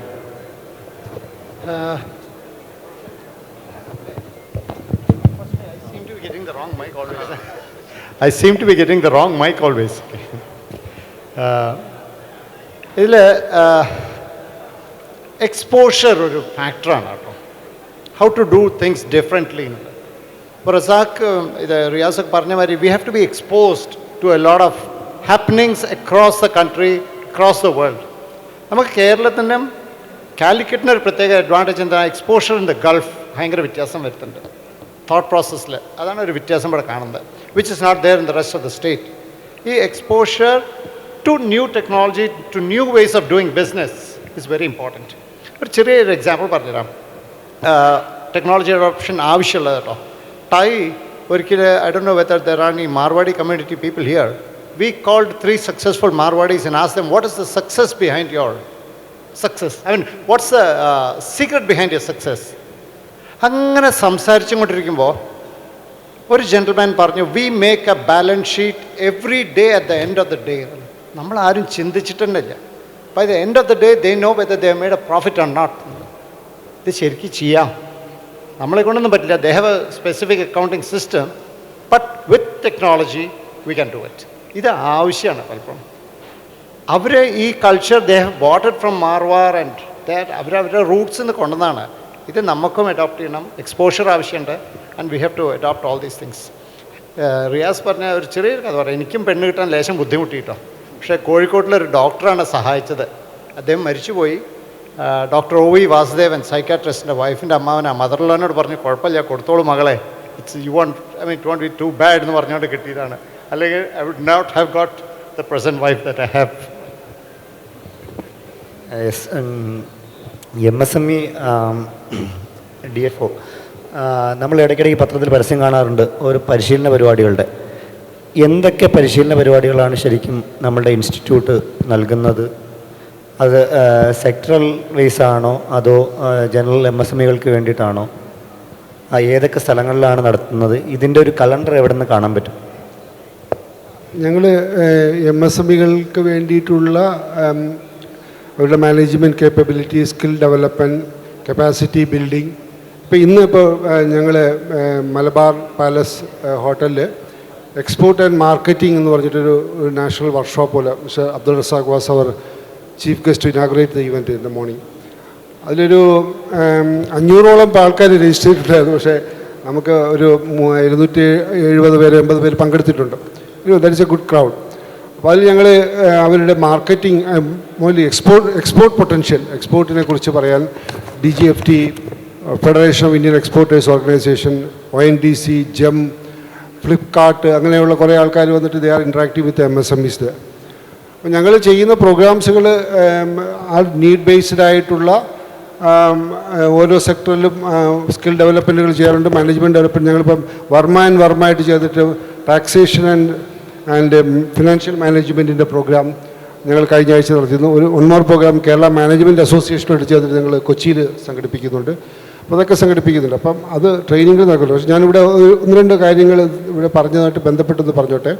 അതായത് എനിക്ക് തോന്നിയിട്ടൊരു കാര്യം വെച്ചാൽ ഈ കേരളത്തിലെ MSMEകളുടെ ഗ്രോത്തിനുള്ള ഒരു അപ്പറ്റൈറ്റ്, അതിനൊരു അർജ് ഈ അദ്ദേഹം പറഞ്ഞ പോലെ അത് കുറച്ച് കുറവായിട്ടാണ് തോന്നുന്നത്. മേ ബി അതിനൊരു കാരണം വെച്ച് കഴിഞ്ഞാൽ ഈ നെക്സ്റ്റ് ജനറേഷൻ അതിലേക്ക് ഇപ്പം VKC ആണെങ്കിലോ അല്ലെങ്കിൽ നമ്മുടെ സിന്തേറ്റ് ആണെങ്കിലോ അല്ലെങ്കിൽ MRC അത് നോക്കൂ, ആ നെക്സ്റ്റ് ജനറേഷൻ അതിൽ കമ്മിറ്റഡായിട്ട് വരുന്ന ഗ്രൂപ്പുകളാണ്. നെക്സ്റ്റ് ഗ്രൂപ്പ് അതിനകത്ത് വരുന്നുണ്ട്. പക്ഷേ നമ്മൾ ഒരുപാട് MSME എൻ്റർപ്രനേഴ്സ് പറയുന്നത് ഇതൊക്കെ എന്തിനാണ് ചെയ്യാൻ പോണത്? എൻ്റെ മോൻ ജർമ്മനിയിലാണ്, എൻ്റെ ഒരു മോളേ ഉള്ളൂ, അവളെ കെട്ടിച്ചുള്ളൂ, ഞാനിതൊക്കെ ചെയ്തിട്ട് ഞാൻ ടെക്നോളജി അപ്ഗ്രേഡ് ആയിട്ട് എന്ത് ചെയ്യാനാണ് എന്നാണ് അവർ ചോദിക്കുന്നത്. അപ്പോൾ ആ ഒരു ഈ പറഞ്ഞതുപോലെ ഇനി ഇതൊന്നും വേണ്ട അല്ലെങ്കിൽ മതി എന്നുള്ളൊരു ഫീലിംഗ് ഒരുപാട് ആൾക്കാർക്ക് ഉണ്ട്. അപ്പോൾ അതിൽ നമ്മൾ ഒരു MSMEയിൽ ആ ഒരു എൻട്രപ്രണർ അതിൽ ഡേ ടു ഡേ റണ്ണിങ്ങിൽ ഇൻവോൾവ് ആണെങ്കിൽ ഈ കനോട്ട് തിങ്ക് അബൌട്ട് ടെക്നോളജി അപ്ഗ്രേഡേഷനെ കുറിച്ചോ അതിൻ്റെ നാളത്തെ എക്സ്പാൻഷനെ കുറിച്ചോ ഒന്നും ചിന്തിക്കാൻ പറ്റില്ല. But unfortunately 90% of MSME entrepreneurs are engaged too much in the day to day running. അവർ നമ്മൾ സാധനം ബിസിനസ് റൺ ചെയ്യുക എന്ന് പറയില്ല, ആക്ച്വലി അവർ റൺ ചെയ്യുകയാണ്. അവരിതിനു വേണ്ടി ഓടി കിടക്കുകയാണ് ചെയ്യുന്നത്. അപ്പോൾ അതിൽ എന്താ വെച്ചാൽ നമ്മൾ സിസ്റ്റംസ് ആൻഡ് പ്രോസസ്സസ്, സിസ്റ്റമുകളും പ്രോസസ്സുകളും ഒരു സ്ഥാപനത്തിലെ സോഫ്റ്റ്വെയർ പോലെ, ഹാർഡ്വെയർ ഉണ്ട്, ദേശീയ സോഫ്റ്റ്വെയർ എന്ന് പറഞ്ഞതുപോലെ സിസ്റ്റംസ് ആൻഡ് പ്രോസസ്സസ് അവിടെ ഉണ്ടെങ്കിൽ മാത്രമേ മാറി നിന്ന് തൻ്റെ സ്ഥാപനത്തിനെ കാണാനും അതിനെ നെക്സ്റ്റ് ലെവലിലേക്ക് കൊണ്ടുപോകാനും പറ്റുള്ളൂ. ഒരു വിറ്റ്നസ്സിനെ പോലെ കണ്ട് അതിൻ്റെ ഗ്രോത്തിനെ കുറിച്ച് സ്ട്രാറ്റജികൾ മെനയാൻ പറ്റുള്ളൂ. ആ ഒരു സിസ്റ്റംസും പ്രോസസ്സും വേണമെങ്കിൽ നമുക്ക് ടെക്നോളജി വേണം, പ്രോസസ് ഇന്നോവേഷൻ വേണം, ബെസ്റ്റ് പ്രാക്ടീസുകൾ അഡോപ്റ്റ് ചെയ്യണം, അതെല്ലാം വേണം. അതിനൊക്കെ ചെയ്യാനായിട്ട് ഇത് തീർച്ചയായിട്ടും സാധിക്കും. എല്ലാം നമ്മുടെ എൻ്റർപ്രണേഴ്സ് ആർ വെരി ടാലൻറ്റഡ്. കേരളത്തിലെ entrepreneurs are, MSME entrepreneurs are extremely talented people. അവർക്ക് സാധിക്കും, പക്ഷെ അതിനുള്ളൊരു അപ്പറ്റൈറ്റ് പലപ്പോഴും ഇല്ല എന്നുള്ളതാണ് വാസ്തവം. കറക്റ്റാണ്. എനിക്ക് തോന്നുന്നു കൂടുതൽ ട്രെയിനിങ് വേണ്ട മൈൻഡ് സെറ്റിന് വേണ്ടിയിട്ടാണ്. നമ്മുടെ ജോയ് അലുക്കാസ് അദ്ദേഹത്തിൻ്റെ പുസ്തകത്തിൽ എഴുതിയിട്ടുണ്ട്. അത് അവർ സഹോദരന്മാരിൽ ഒന്നിനും കൊള്ളാത്തവൻ എന്ന് പറഞ്ഞിരുന്ന ആളാണ് ജോയ് അലുക്കാസ്. അദ്ദേഹത്തിന് കൗണ്ടറിലിരിക്കാൻ താല്പര്യമില്ല ചെറുപ്പത്തിൽ. ഇങ്ങനെ കറങ്ങി നടക്കുക, അച്ഛൻ്റെ പുറകെ നടക്കുക, കറങ്ങി നടക്കുക, ഇതൊക്കെയാണ് പുള്ളിയുടെ ഹോബി. അപ്പോൾ അവിടുത്തെ കുറവുകൾ എന്താണെന്ന് കൃത്യമായി അദ്ദേഹം മനസ്സിലാക്കി. ബാക്കി ബ്രദേഴ്സ് എല്ലാം കൗണ്ടറിൽ നിന്ന് മാറാൻ തയ്യാറല്ല. കൗണ്ടറിൽ മാറുമ്പോൾ ഈ പറഞ്ഞതുപോലെ ബേർഡ് വ്യൂ കിട്ടണില്ല. അപ്പോൾ ഇദ്ദേഹം വന്ന് സ്വന്തം നിലയിൽ ബിസിനസ് തുടങ്ങിയതോടുകൂടി ടെക്നോളജി ഇംപ്ലിമെൻറ്റ് ചെയ്യാൻ തുടങ്ങി. ഓരോ സ്ഥലത്തെയും സെയിൽസ് കൃത്യമായിട്ട് ട്രാക്ക് ചെയ്യാൻ തുടങ്ങി. അത് വെച്ചിട്ടുള്ള അനാലിസിസിലൂടെ ഏതൊക്കെ സ്ഥലത്തു നിന്നാണ് കൂടുതൽ സെയിൽസ് വരുന്നതെന്നും ഏതൊക്കെ ആണ് അവരുടെ മാർക്കറ്റെന്നും കൃത്യമായി മനസ്സിലാക്കാൻ പറ്റി. അപ്പോൾ ശരിക്കും അതാണ് വേണ്ടത്. ഒരു ബേർഡ് വ്യൂയോടുകൂടി ഓൺടർപ്രണർഷിപ്പിനെ കണ്ടു കഴിഞ്ഞാൽ അടുത്ത ലെവലിലേക്ക് വളരാൻ പറ്റും. അല്ലെങ്കിൽ കുറവുകൾ എന്തൊക്കെയാണെന്ന് മനസ്സിലാക്കി അതിനകത്ത് ഒരുപാട് ടെക്നോളജികളുണ്ട്, ആ ടെക്നോളജികളെ കൊണ്ടുവരാനും ഇംപ്ലിമെൻറ്റ് ചെയ്യാനും പറ്റും. ഒരു കാര്യം പറഞ്ഞിട്ട് നമ്മുടെ കഴിഞ്ഞ വർഷം MSMEകളുടെ നാഷണൽ അവാർഡ് കൊടുക്കുകയുണ്ടായി. നാഷണൽ അവാർഡ് 6 കോടി MSMEകളാണ് ഇന്ത്യയിലുള്ളത്. അതിൽ 90% MSMEകളും മൈക്രോ ആണ്. ആ മൈക്രോയിൽ മാനുഫാക്ചറിങ്ങിൽ ഏറ്റവും ബെസ്റ്റ് എൻ്റർപ്രണറായിട്ട് അവാർഡ് കിട്ടിയത് കേരളത്തിൽ നിന്നുള്ള സൗവർണിക തെർമിസ്റ്റർ എന്ന് പറഞ്ഞിട്ടുള്ള ഉണ്ടാക്കുന്നത് ജയകുമാറാണ്. അദ്ദേഹം തെർമിസ്റ്ററാണ് ഉണ്ടാക്കുന്നത്. അദ്ദേഹത്തിന് 18 കൺട്രിയിൽ എക്സ്പോർട്ട് ചെയ്യുന്നുണ്ട്. ഒരു MSME ആണ്. പക്ഷേ ഈ can be A global leader. ആ ഒരു പ്രോഡക്റ്റിൽ ഈ can be A global leader. അതിന് അദ്ദേഹത്തിന് നെക്സ്റ്റ് ജനറേഷൻ അതിലേക്ക് വരുന്നുണ്ട്. ഈസ് ടൈം ഫോർ ഒരു SME IPOയിലേക്ക് പുള്ളി പോവുകയാണ്, പബ്ലിക് ഓഫറിലേക്ക് ഇഷ്യൂയിലേക്ക് പുള്ളി പോവുകയാണ്. അപ്പോൾ ആ ലെവലിലേക്ക് പോകാൻ തയ്യാറുള്ള എൻ്റർപ്രണേഴ്സിന് ദർ ആർ ഓപ്പർച്യൂണിറ്റീസ് ഉണ്ട്, അതിനുള്ള സ്കോപ്പുണ്ട്. ഇതായിട്ടുള്ളൊരു ചോദ്യമാണ് ശ്രീ റസാഖ്. അതായത് കേരളത്തിലെ ബിസിനസ്സുകൾ അല്ലെങ്കിൽ വ്യവസായങ്ങൾ എടുത്തു കഴിഞ്ഞാൽ പലതും 100 കോടിയുടെ അപ്പുറം പോകുന്നത് വിരലിൽ എണ്ണാവുന്നത് മാത്രമേ ഉള്ളൂ. 500 കോടിയുടെ 1000 കോടിയുടെ അപ്പുറം പോയി കഴിഞ്ഞാൽ അത് എക്സെപ്ഷണൽ കേസാണ്. ഈ ഒരു പരിധിയുടെ അപ്പുറത്തേക്ക് കേരളത്തിലെ വ്യവസായ സംരംഭങ്ങൾ വളരാത്തത് ടെക്നോളജി വേണ്ട രീതിയിൽ ഉപയോഗിക്കാത്തത് കൊണ്ടാണോ? അതുപോലെ ഈ IPOയുടെ കാര്യം പറഞ്ഞു. IPO മാർക്കറ്റിലേക്ക് പോകാൻ കേരളത്തിലെ സംരംഭങ്ങൾക്ക് അതായത് ഒരു പരിധിയുടെ അപ്പുറത്തേക്ക് വിട്ടുകൊടുക്കാൻ തയ്യാറല്ലാത്തൊരു മൈൻഡ് സെറ്റാണോ ശരിക്കും കേരളത്തിൻ്റെ പ്രശ്നം? അതിൽ ഞാൻ സാറ് പറഞ്ഞ ഒരു കാര്യത്തിൽ തന്നെ തുടങ്ങാം. അതായത് നമ്മുടെ ഇന്ത്യയിലെ MSMEയിൽ 90% മൈക്രോ ആണ്. എന്ന് വെച്ചാൽ ബിലോ 5 crore ബിസിനസ് ചെയ്യുന്ന യൂണിറ്റുകളാണ് ഇന്ത്യയിൽ മൊത്തത്തിലുള്ളത്. അപ്പം ഈ ഒരു പ്രോബ്ലം എന്ന് പറയുന്നത് ഇന്ത്യയിലെ മൊത്തം എൻ്റർപ്രണേഴ്സിൻ്റെ അല്ല മൊത്തം വ്യവസായികളുടെ ഒരു പ്രശ്നമാണ്. ഇതേ കാര്യം നമ്മൾ ചൈനയിലെടുത്ത് പരിശോധിച്ച് പോയി കഴിഞ്ഞാൽ അവിടെ ഇതിൻ്റെ പെർസെൻറ്റേജ് എന്ന് പറഞ്ഞത് വളരെ കൂടുതലാണ്. അവിടെ ഏറ്റവും കൂടുതൽ മിഡ് സൈസ് സ്ഥാപനങ്ങളാണ്, അതായത് 100-200 crore മേലെയുള്ള MSMEകളാണ് കൂടുതലുള്ളത് എന്നുള്ളതാണ് ഡാറ്റ ക്ലിയർ ചെയ്യുന്നത്. അപ്പോൾ അവിടുത്തെ എക്സ്പോർട്ട് എന്ന് പറയുന്നത് നമ്മളിന്ന് രാവിലെ ചർച്ച ചെയ്ത വിഷയമാണ്. ചൈനയുടെ എക്സ്പോർട്ട് എന്ന് പറഞ്ഞാൽ $3 trillion. നമ്മുടെ MSMEൻ്റെ കോൺട്രിബ്യൂഷൻ 50% ഉണ്ട്. പക്ഷേ അത് ടോട്ടൽ എന്ന് പറയുന്ന സമയത്ത് ആകെ 623 ബില്യൺ ടോട്ടൽ നമ്മുടെ എക്സ്പോർട്ട് വരുന്നേ ഉള്ളൂ. അപ്പോൾ ഈ ഒരു വ്യത്യാസം എന്ന് പറയുന്നത് ആ എൻ്റർപ്രണറിയൽ മൈൻഡ് സെറ്റ് തന്നെയാണ് എന്നുള്ളതാണ് എൻ്റെ ഒരു കാഴ്ചപ്പാട്. കാരണം നേരത്തെ പറഞ്ഞ മാതിരി ഇപ്പോൾ എത്ര ആളുകളുടെ അല്ലെ എത്ര ഫാമിലിയിൽ സെക്കൻഡ് ജനറേഷൻ ആ ബിസിനസ്സിൽ ജോയിൻ ചെയ്യുന്നുണ്ട് എന്നുള്ളത് ആദ്യം എടുത്ത് പഠിക്കണം. നേരത്തെ സാറ് പറഞ്ഞു. അത് നോക്കിക്കഴിഞ്ഞാൽ ഒന്നുകിൽ അവിടുത്തെ ഇപ്പം നമ്മൾ കോഴിക്കോടിനെ പറ്റി പറയുമ്പോൾ സോമില്ല് അല്ലെങ്കിൽ നമ്മുടെ ഇവിടുത്തെ മുൻപുള്ള വ്യവസായങ്ങൾ, അപ്പോൾ ഇതൊക്കെ നോക്കിക്കഴിഞ്ഞാൽ അതൊരു പരമ്പരാഗതമായി നടന്നുകൊണ്ടിരിക്കുക എന്ന് മാത്രമേ ഉള്ളൂ. അതിലൊരു പുതുമ കൊണ്ടുവരാനോ അല്ലെങ്കിൽ ഒരു മാറ്റം ഈവൻ ഒരു സാധാരണ നമ്മുടെ ഒരു ചെരുപ്പ് കടയാണെങ്കിൽ അതിനൊന്ന് മോഡേണൈസ് ചെയ്യാൻ പോലും തയ്യാറല്ലാത്ത ഒരു സാഹചര്യം പലപ്പോഴും ഉണ്ട്. ഇത് ഞാൻ 10-30 വർഷമായിട്ട് നേരത്തെ പറഞ്ഞ പോലെ ഇത് ഞാൻ നന്നായിട്ട് ചെയ്യുന്നുണ്ട്, എനിക്ക് കസ്റ്റമർ വരുന്നുണ്ട്, ഞാൻ വിൽക്കുന്നുണ്ട്, പക്ഷേ അത് ആ ലെവലിൽ നിന്ന് മാറി മറ്റൊരു സ്റ്റെപ്പിലേക്ക് പോകുന്നില്ല. ഇപ്പം നമ്മൾ നേരത്തെ നമ്മുടെ ONDC ടീം ഉണ്ടായിരുന്നു. അപ്പോൾ അവരുടെ ഒരു കാഴ്ചപ്പാടനുസരിച്ചിട്ട് ഈ എല്ലാ റീറ്റെയിൽ സ്ഥാപനങ്ങളും ONDCയിൽ രജിസ്റ്റർ ചെയ്ത് കഴിഞ്ഞാൽ ലോകത്തുനിന്ന് എവിടെ നിന്ന് വരുന്ന ഓർഡറും അവിടെ ഡെലിവറി കൊടുക്കാൻ, അതായത് ഇപ്പോൾ കോഴിക്കോട് നിന്ന് എന്ത് പ്രൊഡക്റ്റിനും വന്നു കഴിഞ്ഞാൽ കോഴിക്കോട് നിന്ന് തന്നെ അത് ഡെലിവറി കൊടുക്കാനുള്ള ഒരു സാഹചര്യം ഇന്ന് ഗവൺമെൻറ് ഒരുക്കി വെച്ചിട്ടുണ്ട്. പക്ഷെ ഒരു റീറ്റെയിലറും അതിന് ഉപയോഗിക്കാൻ വേണ്ടി തയ്യാറാകുന്നില്ല. അവരുടെ ഒരു ടെക്നോളജി വന്നിട്ടുണ്ട്, അത് അഡോപ്റ്റ് ചെയ്യാൻ തയ്യാറാവുന്നില്ല. ഇപ്പം ഞങ്ങളെ സംബന്ധിച്ചിടത്തോളം ഞങ്ങളുടെ ഒരു വെബ്സൈറ്റിൽ ഒരു ഓർഡർ വന്നാൽ, ഇപ്പോൾ കോഴിക്കോട് നിന്ന് വന്നാൽ കോഴിക്കോടിൻ്റെ സറൗണ്ടിങ്ങിലേക്ക് ആ ഓർഡർ ഞങ്ങൾ പുഷ് ചെയ്യുന്നുണ്ട്. പക്ഷേ ഇതുവരെ ഞങ്ങൾ ഓർഡർ ആരും റിസീവ് ചെയ്തിട്ടില്ല.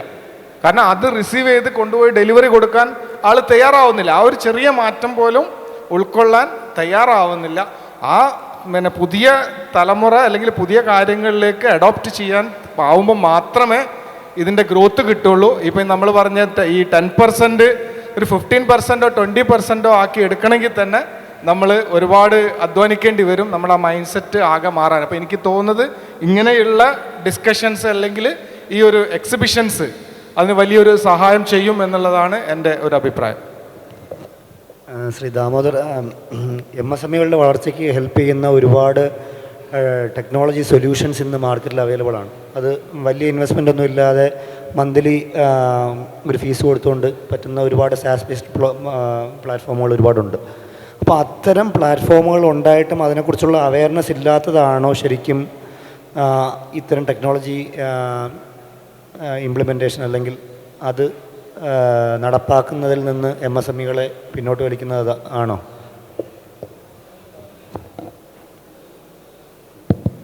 അതിൽ 2 കാര്യങ്ങളുണ്ട് റോഷൻ. ഒന്ന്, അവയർനെസ് ഇല്ലായുണ്ട്, പോയിന്റ് നമ്പർ 1. 2, ഈ സൊല്യൂഷൻ പ്രൊവൈഡേഴ്സിൻ്റെ അഗ്രസീവ്നെസ് ഇല്ലായുണ്ട്. എനിക്ക് മൾട്ടിപ്പിൾ ബിസിനസ് ഉണ്ട്, പലരിലും ERP അഡോപ്റ്റ് ചെയ്യാൻ നോക്കുമ്പോൾ when I approach them, they said you have to adopt and ഒരു ലേസി ലേഡ് ബാക്ക് സ്റ്റൈലാണ് ചെയ്യേണ്ടത്.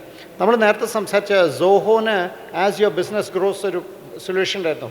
Unfortunately it's not visible on the website anymore. ഞാൻ അന്വേഷിക്കണം. ആൻഡ് ഇതിൽ വേറെ റിസ്ക്കും കൂടി ചെറുതായിട്ടുണ്ട് കേട്ടോ. When you adopt technology you have to be extra careful. ഞങ്ങളുടെ ഒരു ബിസിനസ്സിന് ERP ഇംപ്ലിമെൻറ്റ് ചെയ്തു. ഇന്ന് രാവിലെ we were hit by a ransomware. Total server is locked. I don't know how to do the billing at the end of the month. Data access ചെയ്യാൻ പറ്റുന്നില്ല. Antivirus ടീമിനോട് പറഞ്ഞ് അവർ ദേ try 3-4 hours, ഇത് ഞങ്ങളുടെ പണിയില്ല എന്ന് പറഞ്ഞ് അവർ ഒഴിഞ്ഞു. I don't know what to do. അതിൻ്റെ ഒരു കാരണം ഞാൻ കുറച്ച് പിശുക്കി എന്നാണ് ഞാൻ പറഞ്ഞത്. I should have gone for a firewall. Perfect സൊല്യൂഷന് ഞാൻ പോകേണ്ടതായിരുന്നു. ചിലതൊക്കെ ഐ കട്ട് കോർണേഴ്സ്. ഇനി ജീവിതത്തിൽ I will not cut corners. I will spend money whatever is needs. ഇന്നത്തെ problem I am facing it. How to do the billing at the end of this month I don't no. So അതൊരു caution എനിക്ക് പറയേണ്ടത് മാത്രമേ ഉള്ളൂ. ERP solutions is needed. എത്ര ചെറിയ ബിസിനസ്സായാലും വലിയ ബിസിനസ്സായാലും ആ ബിസിനസ്സിൻ്റെ സൈസിനനുസരിച്ച് സൊല്യൂഷൻ പ്രൊവൈഡേഴ്സ് ഉണ്ട് who can be a little flexible. It will work. I give you one more example. I was introduce to an open source ERP solution team. അവരെന്താ പറഞ്ഞു വെച്ചാൽ ഞങ്ങൾ പോയാലും there are 22 to 30 people working across the globe on the same platform. ഞങ്ങൾ വിട്ടാലും will give the details to the others and do it എന്ന് പറഞ്ഞു. അത് വർക്ക് ചെയ്തില്ല കേട്ടോ. അവർ വിട്ടു. ഈ ബാക്കി 20 to 30 എനിക്ക് കാണാൻ തന്നെ ഇല്ല. I spend some money, that is not working. ഇത് വേറൊരു ബിസിനസ്സിൻ്റെയാണ്. അപ്പോൾ in conclusion, right mixing of the solution provider and the solution needer ഇതുവരെ ഉണ്ടായിട്ടില്ല കേരളത്തിൽ. That's one of the problems. ശരിക്കും സൊല്യൂഷൻ പ്രൊവൈഡേഴ്സ് ഒരുപാടുണ്ട്. പക്ഷേ അവരെ വേണ്ട രീതിയിൽ ഒരു MSMEക്ക് വേണ്ട സൊല്യൂഷനുകൾ എന്തൊക്കെയാണെന്ന് പറഞ്ഞു കൊടുക്കാൻ പറ്റുന്ന ഒരു പ്ലാറ്റ്ഫോം ഇല്ല കാര്യം എന്ന് പറഞ്ഞാൽ മലയാളികളുടെ നേതൃത്വത്തിലുള്ള ഓപ്പൺ ഫിനാൻഷ്യൽ സൊല്യൂഷനുകൾ എളുപ്പമാക്കുന്നതാണ്. കാര്യം പേയ്മെൻറ്റ് അല്ലാന്നുണ്ടെങ്കിൽ സാലറി അങ്ങനെയുള്ള സർവീസസ് എല്ലാം എളുപ്പമാക്കുന്ന പ്ലാറ്റ്ഫോമാണ് ഇരിക്കുന്നത്. പക്ഷേ അത് എത്ര മലയാളി സംരംഭങ്ങൾ അത് ഉപയോഗിക്കുന്നുണ്ടെന്നുള്ള കാര്യത്തിനകത്ത് സംശയമുണ്ട്. അതെ അതെ എന്തെങ്കിലും പറയാനുണ്ടോ അതിൽ? അല്ല, ഇതിൽ റോഷൻ ഞാൻ ചെറിയൊരു കാര്യം കൂടി പറയുന്നത്, ഈ യു ടേക്ക് സാപ്പ്, ഇവരൊക്കെ സാപ്പ് അഡോപ്റ്റ് ചെയ്തവരാ. സാപ്പിനൊരു സ്റ്റൈലുണ്ട്. സാപ്പിലത്തെ ആൾക്കാർ വിട്ടിട്ട് they join companies who are buying SAP, അതിന് അവരാവും പിന്നെ അഡോപ്റ്റ് ചെയ്യാൻ. നമുക്ക് MSMEസിൽ എന്താ വേണ്ടത് വെച്ചാൽ we need people who know the need and the solution. ഒരു മിഡ് വേ ആൾക്കാരുണ്ടെങ്കിൽ they have beautiful potential. They can be the network between the solution provider and the solution requirement of the needer ചെയ്യാൻ പറ്റും. അതെന്നെ പറയാനാണ് ഉദ്ദേശിച്ചത്. അതായത് ഈ service provider ഈ ഇൻഡസ്ട്രിയെക്കുറിച്ച് അല്ലെങ്കിൽ പ്രോസസ്സിനെ കുറിച്ച് വളരെ കൃത്യമായിട്ടുള്ള ഇൻഫർമേഷൻ ഉണ്ടെങ്കിൽ ആ സൊല്യൂഷനും ആ മാച്ചിങ്ങും ക്ലിയർ ആവുള്ളൂ എന്നുള്ള കാര്യം പറയാനാണ്. ഈ MSME മിനിസ്ട്രിക്ക് ഒരു ഡിജിറ്റൽ MSME എന്നൊരു സ്കീമുണ്ടായിരുന്നു. ആ സ്കീമിനകത്ത് സോഫ്റ്റ്വെയർ SaaS മോഡലിലുള്ള you use their services and you pay the charges, and ministry was giving 1 lakh rupee reimbursement, but that scheme failed miserably. അതുവെച്ചാൽ അത് എടുക്കാനായിട്ട് ആരും ഉണ്ടായിരുന്നില്ല. കാരണം ഈ സർവീസ് പ്രൊവൈഡർ സംവെയർ എവിടെയെങ്കിലും ബാംഗ്ലൂരിലോ ഹൈദരാബാദിലോ ഇരിക്കുന്ന ആൾ, MSME ഇവിടെ ഇരിക്കുന്ന ആൾ, അയാളുടെ ഡേറ്റ എല്ലാം എവിടെയെങ്കിലും സ്റ്റോർ ചെയ്ത് അവർ തമ്മിൽ കണക്റ്റ് ഇല്ല. It is only A portal. Digital MSME പോർട്ടലിൽ പോയിട്ട് you use it and you pay the monthly charges for which you claim the reimbursement. അതായിരുന്നു സ്കീം. പക്ഷേ ആ സ്കീം ടേക്ക് ഓഫ് ആയില്ല. കുറേ നാൾക്ക് അതിട്ടിട്ട് ആരും എടുക്കാനുണ്ടായില്ല. ERP ഉൾപ്പെടെയുള്ള ഒരുപാട് പാക്കേജസ് ഉണ്ടായിരുന്നു. അതിന് പ്രധാന കാരണം എന്താ പറയുക, ഇപ്പോൾ നേരത്തെ പോലെ തന്നെ ടെക്നോളജിയെ പേടിച്ചിട്ടാണ് SMEsകൾ കാണുന്നത്. കാരണം അത് അറിയാത്ത ഏരിയ, അതുകൊണ്ട് കുറച്ച് വിട്ടു നിർത്തുക ചെയ്യുന്നത്. അവിടെയാണ് ഈ സൊല്യൂഷൻസിനെ പരിചയപ്പെടുത്താനും. ഇപ്പം ടൈയിലൊക്കെ പോലെ ഇപ്പോൾ ടൈയുടെ കോൺഫിഡൻസ് ഞാൻ എപ്പോഴും നോക്കിയിട്ടുണ്ട്. ശരിക്കും ഒരു MSMEക്ക് ധൈര്യപൂർവ്വം ടൈയുടെ കോൺഫിഡൻസിലേക്ക് കോൺഫിഡൻസോടെ വരാൻ പറ്റില്ല. This is the problem. And ഇപ്പോൾ സ്ത്രീകളുടെ കേസിലാണെങ്കിൽ നമ്മുടെ എല്ലാ മീറ്റിങ്ങുകളും നടക്കുന്നത്, ഇൻഡസ്ട്രി മീറ്റിംഗ് നടക്കുന്നത് രാത്രി 7 മണിക്ക് ശേഷമാണ്. കേരളത്തിലെ ഈ വിമൻ ലീഡേഴ്സ് പറയുന്ന പ്രധാന പ്രശ്നമാണ് അവരതിന് നിൽക്കുന്നുണ്ടെങ്കിൽ, കാരണം നമ്മൾ അങ്ങനത്തെ കാര്യങ്ങളും കൂടി കൺസിഡർ ചെയ്തിട്ട് വേണം കൊണ്ടുവരേണ്ടതെന്നുള്ള അഭിപ്രായക്കാരനാണ്. ഇപ്പോൾ MSMEയുടെ കേസിൽ അല്ലെങ്കിൽ SMEയുടെ കേസിൽ ടെക്നോളജി ആണെങ്കിൽ അവർക്കതിനെ പരിചയപ്പെടുത്തുന്ന വേദികൾ, പ്ലാറ്റ്ഫോമുകൾ കൂടുതൽ വേണം. ഇപ്പോൾ ഇവിടെ തന്നെയുള്ള അജയൻ ഇവിടെ ഇരിക്കുന്നുണ്ട്. He has taken a lot of efforts ഇതിനെങ്ങനെ പരിചയപ്പെടുത്താൻ വേണ്ടിയിട്ടുള്ള. അത് വളരെ കുറവാണ്.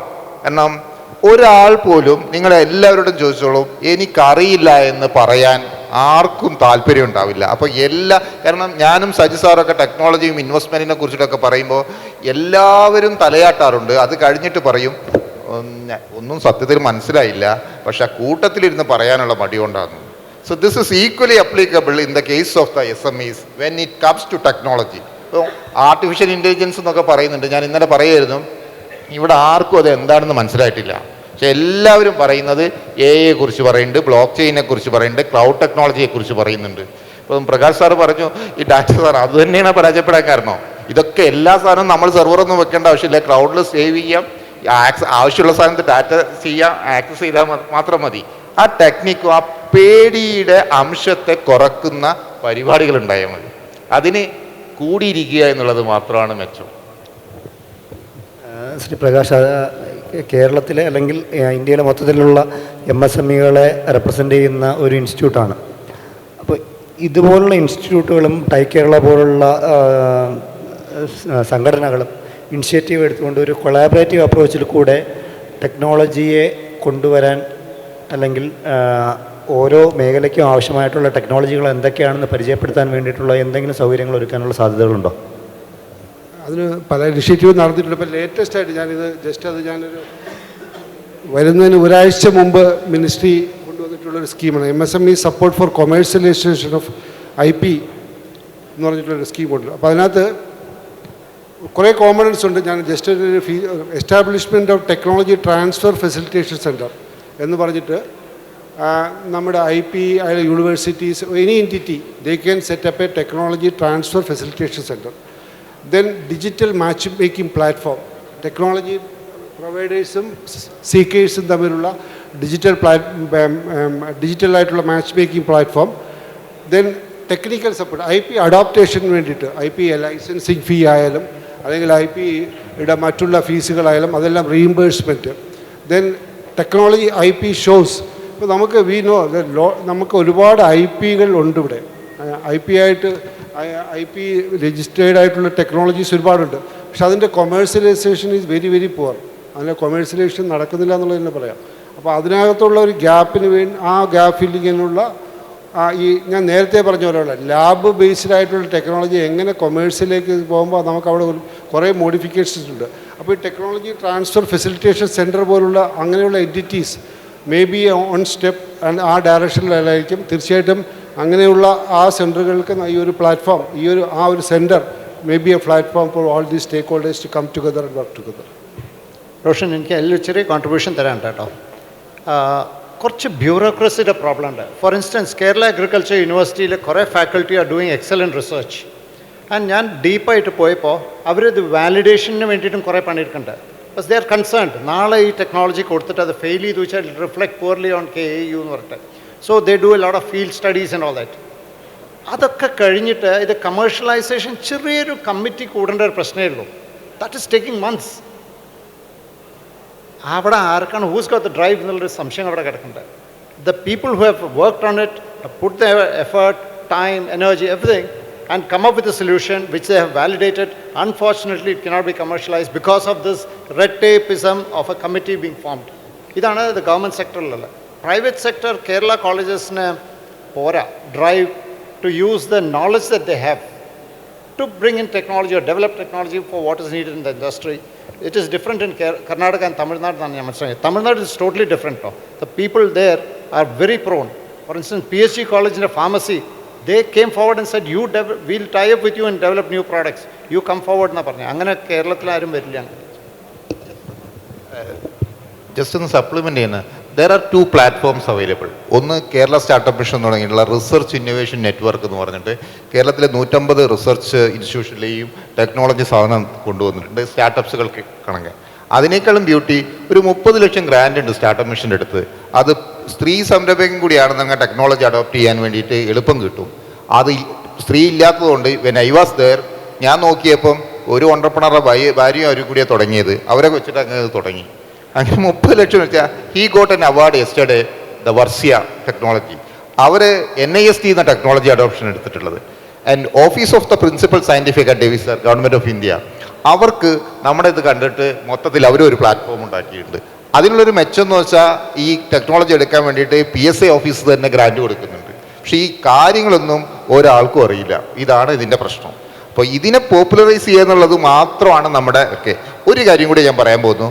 ഇപ്പം റോഷൻ ഒരു ചെറിയ രീതിയിൽ പറഞ്ഞു പോയൊരു കാര്യമുണ്ട്, IPO എന്ന് പറഞ്ഞിട്ടുണ്ട്. 75 ലക്ഷം രൂപ മതി ഇപ്പോഴത്തെ SME IPO എക്സ്ചേഞ്ചിലേക്ക് പോകാൻ വേണ്ടിയിട്ട്. പൈസ കിട്ടാനുള്ള ഏറ്റവും നല്ല മാർഗ്ഗം ഈ സംഗതി എക്സ്റ്റേണൽ ഇൻവെസ്റ്റ്മെൻറ്റിന് പുറമെ. പക്ഷേ ഇതിന് തയ്യാറെടുപ്പിക്കണമെങ്കിൽ we need to hand hold it. അത് this is exactly my point. ഇതാരും അടുത്തേക്ക് കൊണ്ടുവരില്ല. നല്ല ഓണ്ടർപ്രണർ ആണെങ്കിൽ എങ്ങനെയെങ്കിലുമൊക്കെ കണ്ടുപിടിച്ച് ഇതിൻ്റെ പിന്നിലൂടെ പോയി പോകുന്നു എന്നുള്ളതാണ് എൻ്റെ ഒരു observation. So only one thing we need to tell, evangelise, evangelise, evangelise. Riyas, നമ്മൾ ഈ IPO പോയിട്ട് കാശ് വാങ്ങിച്ച are we not accountable to the shareholders who have invested? That's another issue. For Baiju, he had to face a huge storm at his shareholder meeting. No, but it's a classic case of a growth also. I mean, there's true. something went wrong. I mean, if you discuss, ഒരു side discuss ചെയ്ത് കഴിഞ്ഞാൽ അത് നമുക്ക് എവിടെയും എടുത്തു കാണിക്കാൻ പറ്റുന്ന ഒരു എക്സാമ്പിളാണ്.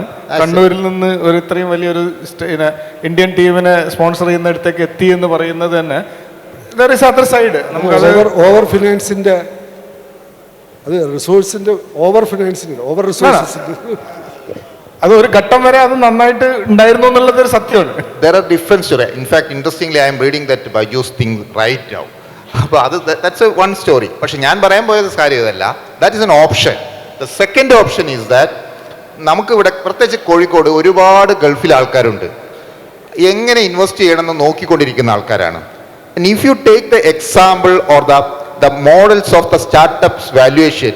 If we can apply that philosophy and the rules of the game to the SME itself or MSME itself, people will be ready. കാരണം എന്താ പറയുക, startup is A high risk investment, പൈസ പോകാൻ സാധ്യതയുണ്ട്. പക്ഷേ MSMEയും SME അത്ര പെട്ടെന്നൊന്നും പോവില്ല. കാരണം അതിൻ്റെ ഒരു 3 to 4x റിട്ടേൺ എന്തായാലും കിട്ടും. That is a one option. I personally feel that we should take advantage. As you said, we have to take the plunge. MSMEs plunge എടുത്തിട്ട് you go in for that and you grow. അങ്ങനെയാണ് കാഴ്ചപ്പാട്. You are right about it. അതായത് സ്റ്റാർട്ടപ്പുകൾ fund raise ചെയ്യുന്ന ഒരു trend MSMEകളുടെ കാര്യത്തിനകത്ത് ഉണ്ടായിക്കഴിഞ്ഞാൽ നമ്മുടെ മലയാളികൾ തന്നെ അല്ലെങ്കിൽ വാല്യുവേഷൻ എങ്ങനെ ചെയ്യുക ഇപ്പോൾ സ്റ്റാർട്ടപ്പ് ഒഴിച്ച് മറ്റുള്ളവർക്ക് അറിയത്തില്ല. Valuation some trick. എന്താണ് വൈജൂസ് ഒക്കെ ചെയ്യുന്നത് അല്ലെങ്കിൽ എന്താണ് ഓണ്ടർപ്രണർ ചെയ്യുന്നത്, ഒറ്റ കോൺഫിഡൻസ് മാത്രമാണ്. I know that the investors, because I was part of the investor fraternity. Investor bet on the entrepreneur, not on the product.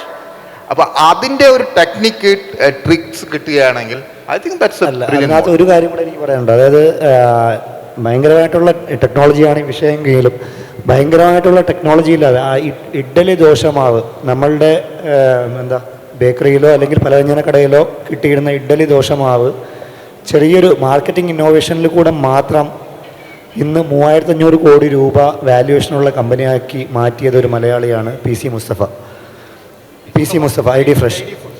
അപ്പോൾ അതിനകത്ത് സ്റ്റോറി ടെല്ലിങ്ങും ചെറിയൊരു ഇന്നോവേഷനും ഉണ്ടെങ്കിൽ ഇപ്പോൾ അല്ലേ VKC മലബാറിലെ അല്ലെങ്കിൽ കേരളത്തിലെ ഏറ്റവും വലിയൊരു സക്സസ് സ്റ്റോറിയാണ്. അപ്പോൾ ഇതുപോലുള്ള നമ്മളുടെ ഡസൻ കണക്കിന് സക്സസ് സ്റ്റോറീസ് ശരിക്കും കേരളത്തിലുണ്ട്. പക്ഷേ അത് വിളിച്ചു പറയാൻ നമ്മളുടെ കമ്പനികളുടെ ഫൗണ്ടേഴ്സ് ഓൺടർപ്രണേഴ്സ് തയ്യാറാവണം. നമ്മളുടെ കഥ പറയാൻ നമ്മൾ മാത്രമേ ഉള്ളൂ. സെലിബ്രേറ്റ് ചെയ്യണം തീർച്ചയായിട്ടും. അപ്പോൾ ഒരു 2 ചോദ്യങ്ങൾ എടുത്തുകൊണ്ട് നമുക്ക് അവസാനിപ്പിക്കാം, ചോദ്യങ്ങളുണ്ടെങ്കിൽ. ഇന്ന് നമ്മൾ ഇവിടെ കേരളത്തിലുള്ള ബിസിനസ് ഇവിടുത്തെ കൺസ്യൂമറിന് ആവശ്യമുള്ള സാധനങ്ങളാണ്. എന്നാൽ ഇപ്പോഴുള്ള പുതിയ ജനറേഷൻ ഇത്തരത്തിലുള്ള ബിസിനസ്സിന് പിന്തുടരാൻ അവർക്ക് താല്പര്യമില്ല. അതിനെന്ത് ഉപദേശമാണ് നിങ്ങൾക്ക് നൽകാനുള്ളത്? ഞാനിത് വേറെ അല്ല, ഇതിൻ്റെ അർത്ഥത്തിലല്ല, വേറെ ഖലീൽ ജിബ്രാൻ്റെ ഒരു പുസ്തകമുണ്ട്, അദ്ദേഹത്തിൻ്റെ പ്രോഫിറ്റ് എന്ന് പറഞ്ഞിട്ട്. അദ്ദേഹത്തിൻ്റെ ഒരു പുസ്തകത്തിൽ അദ്ദേഹം പറയുന്ന കുട്ടികളെ കുറിച്ച് പറയുന്നത്, your children are not your children, they come through you, don't give your thoughts to them. അവർ കുട്ടികളെ വിടർന്ന് വിട്ടേക്ക്, they will figure out their own way, don't put your thoughts to that thing. Business answer you can. യൂത്താണ് കൈയടിച്ചിരിക്കുന്നത്. അതുകൊണ്ട് എന്താ വെച്ചാൽ പ്രയാസം വെച്ചാൽ നമ്മളെ ബിസിനസ് പിന്തുടരാൻ നമ്മളെ മക്കൾ താല്പര്യമില്ല. അതോടുകൂടി ആ ബിസിനസ് ഇല്ലാതായി മാറുകയാണ്. അല്ല, അത് നേരത്തെ ഞാൻ പറഞ്ഞ കേസ് അതായത് നമ്മളെ ചിന്ത നമ്മൾ ഇതാണ് ശരി എന്ന് നമ്മൾ അവരെ പഠിപ്പിക്കുകയാണ്, അവരെ അതുവഴി ചെയ്യാൻ വേണ്ടിയിട്ട് ശ്രമിക്കുകയാണ്. ഇപ്പം പുതിയ സാഹചര്യം അതല്ല, അവരതിനേക്കാളും കൃത്യമായിട്ടുള്ള ധാരണ അവർക്കുണ്ട്. അപ്പം അവരെന്താണോ ഉദ്ദേശിക്കുന്നത് അത് ചെയ്യാൻ അവരെ അനുവദിച്ചു കഴിഞ്ഞാൽ അവർ കൂടെ ഉണ്ടാവും, കട്ടക്ക് കൂടെ നിൽക്കുകയും ചെയ്യും. അതില്ലെങ്കിൽ അത് ഉണ്ടാവില്ല എന്നുള്ളതാണ്. അതിൽ റിയാസ് പറഞ്ഞവരിന്ന് വിട്ടുകൊടുക്കുക, അവർ പോയിട്ട് തിരിച്ചിങ്ങോട്ട് വരും. അത് ഞാൻ കുറേ കേസസ് ഉണ്ട്. എൻ്റെ മകൾ അങ്ങനെയാണ്. Why should I work for someone else എന്ന് പറഞ്ഞ് ഷീ സ്റ്റാർട്ടഡ് എ ബിസിനസ്. ഇതേമാതിരി മണ്ണാർക്കാട് റബ്ബർ ട്രേഡറിൻ്റെ മകൻ ഉണ്ടായിരുന്നു. He was working for some other company. Then his father said, why do you want to work for that, why do you work for yourself. തിരിച്ചു വന്ന് is doing well. കുറച്ച് സമയം കൊടുത്താൽ മതി, വരും.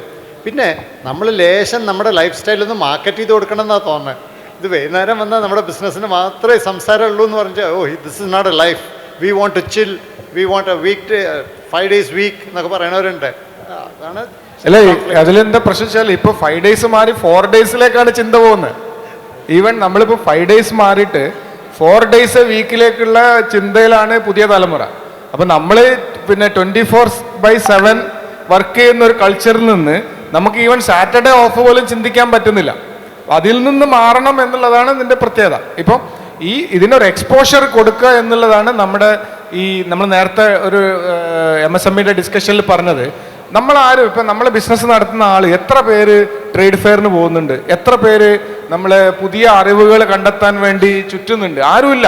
നമ്മൾ ചെയ്യുന്നത് ശരിയാണ് എന്ന് വിശ്വസിച്ച് നമ്മൾ ഇരിക്കുകയാണ്. അതിന്ന് മാറി ലോകത്ത് എന്താണ് നടക്കുന്നത് എന്ന് നമ്മൾ മനസ്സിലാക്കാൻ ശ്രമിക്കുമ്പോൾ മാത്രമേ നമുക്ക് മാറാൻ പറ്റുള്ളൂ, നമ്മുടെ കൂടെയുള്ള ആളുകൾക്കുള്ള ഓപ്പർച്യൂണിറ്റി കൊടുക്കാനും നമുക്ക് സാധിക്കുള്ളൂ. ഇതിൽ പ്രകാശ് പറഞ്ഞ മാതിരി നമ്മൾ ഡേ ടു ഡേ റണ്ണിങ്ങിലാണ് നമ്മുടെ ഫോക്കസ്, എങ്ങോട്ട് പോകാനുള്ള ഒഴിവില്ല, അതാണ് പ്രോബ്ലം. ഇതിനകത്ത് നമ്മൾ ടെക്നോളജി അഡോപ്റ്റ് ചെയ്യുക എന്നുള്ളതാണ്.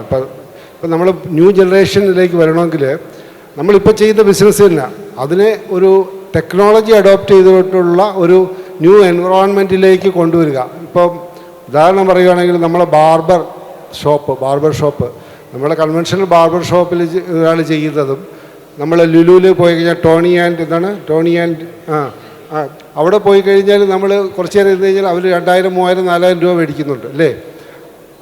ഇപ്പോൾ ഒരു ബാർബറിൻ്റെ മകൻ ഒരിക്കലും ബാർബർ ആകാൻ താല്പര്യപ്പെടുന്നില്ല, പക്ഷേ ഈ will be aspiring to be a Tony എന്നുള്ളതാണ്. അവിടെ സംഭവിച്ചത് ഈ is adopted some new processes, new technology, new way of business അത് ചെയ്തു. അപ്പോൾ ആ രീതിയിൽ നമ്മുടെ ബിസിനസ്സിനെ ആ ലെവലിലേക്ക് മാറ്റി ടെക്നോളജി ആയിട്ട് മാറ്റി അഡോപ്റ്റ് ചെയ്ത് കഴിഞ്ഞാൽ may be new generation may also be interested.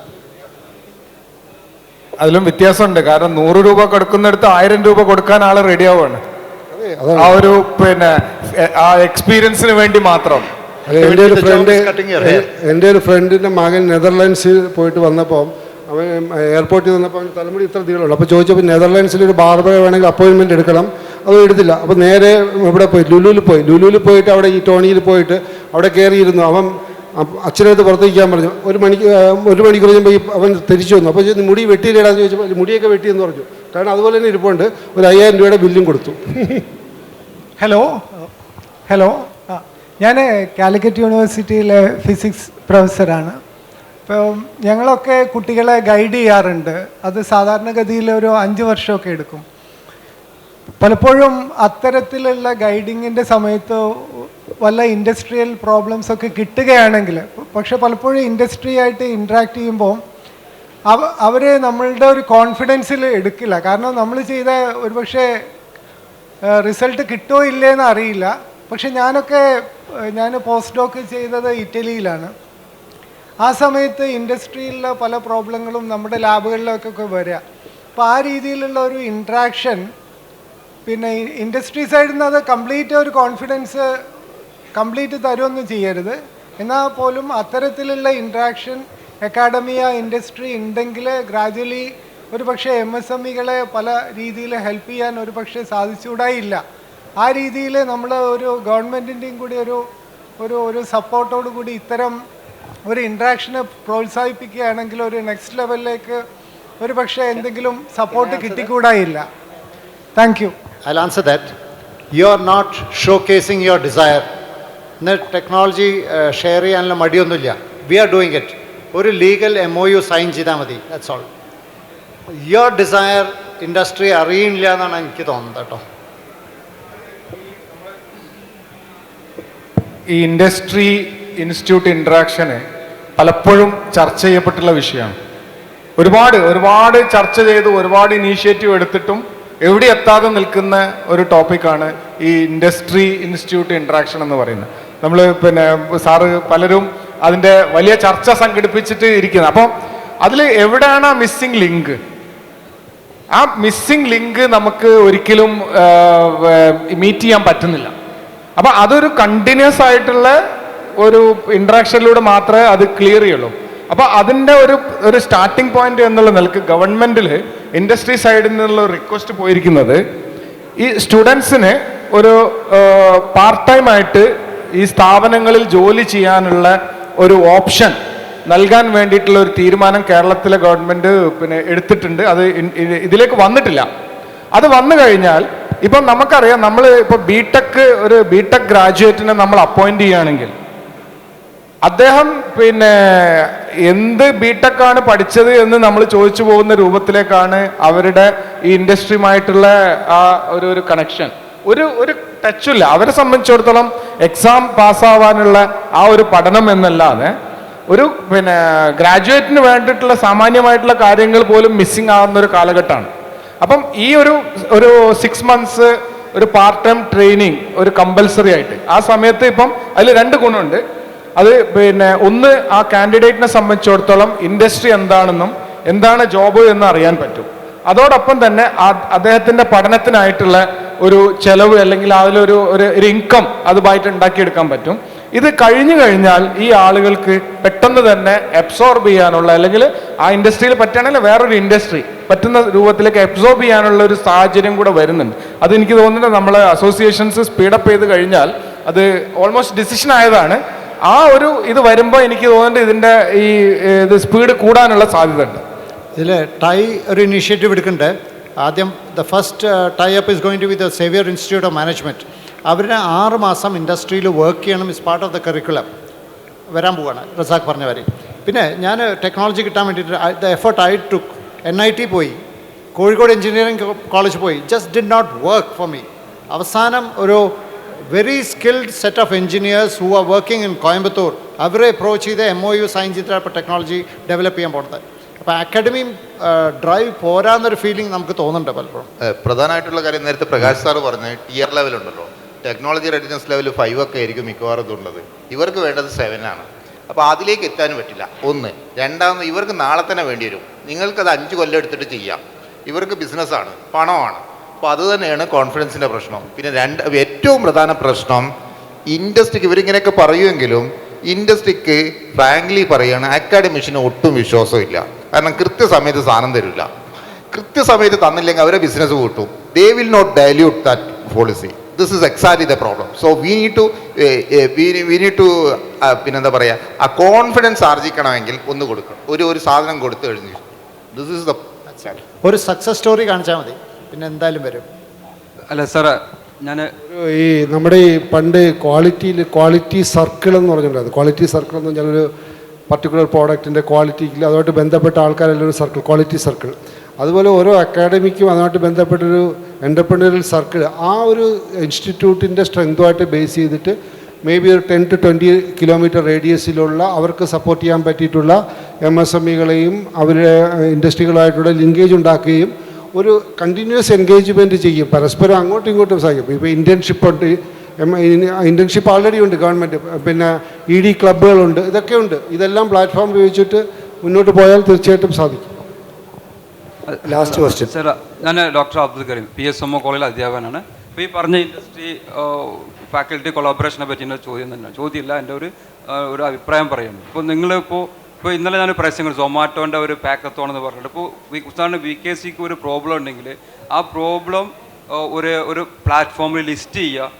ആ പ്രോബ്ലം സൊല്യൂഷന് ഇത്ര എമൗണ്ട് അല്ലെങ്കിൽ റിസർച്ച് ഫണ്ട് നിങ്ങൾ മാറ്റി വെക്കുന്നു പറഞ്ഞു കഴിഞ്ഞാൽ നിങ്ങൾക്ക് ഇഷ്ടം പോലെ ആളുകളെ നിങ്ങൾക്ക് ആ പ്രോബ്ലം ഇത്ര ടൈം ഫ്രെയിം വെച്ച് കഴിഞ്ഞാൽ നിങ്ങൾക്ക് കിട്ടും. പക്ഷെ അങ്ങനെ ഒരു സംഭവം നടക്കുന്നില്ല എന്ന് മനസ്സിലായി. ഇവർ കാണുന്നത് വെച്ചാൽ ഒരു 6 മാസത്തിനുള്ളിൽ പ്രോബ്ലം അല്ലെങ്കിൽ TR7 എത്തിയിട്ടുള്ള ഒരു പ്രോബ്ലമാണ് ഇൻഡസ്ട്രി പ്രതീക്ഷിക്കുന്നത്. പക്ഷെ അങ്ങനെ അല്ലാണ്ട് ഒരു ടൈം ഫ്രെയിം വെച്ചിട്ട് ഇത്ര സമയത്തിനുള്ളിൽ നിങ്ങൾ ചെയ്ത് തന്നു കഴിഞ്ഞാൽ നിങ്ങൾക്ക് ഇത്ര എമൗണ്ട് അത് ഈ ഫാക്കൽറ്റിക്കും എടുക്കാൻ പറ്റുന്ന രീതിയിലുള്ള ഒരു ഇൻസെൻറ്റീവ് കിട്ടുന്ന രീതിയിലുള്ള ഒരു പ്രോജക്റ്റ് വർക്കാണെങ്കിൽ തീർച്ചയായിട്ടും പെട്ടെന്ന് സൊല്യൂഷൻ കണ്ടെത്താൻ പറ്റുന്നതാണ് ഞാൻ കരുതുന്നത്. ഐ തിങ്ക് ഒരു നല്ല സജഷനാണ്. അതെനിക്ക് തോന്നുന്നത് നമ്മളെ ഇൻഡസ്ട്രി അസോസിയേഷൻസും ഇതും കൂടെ നടപ്പിലാക്കുകയാണെങ്കിൽ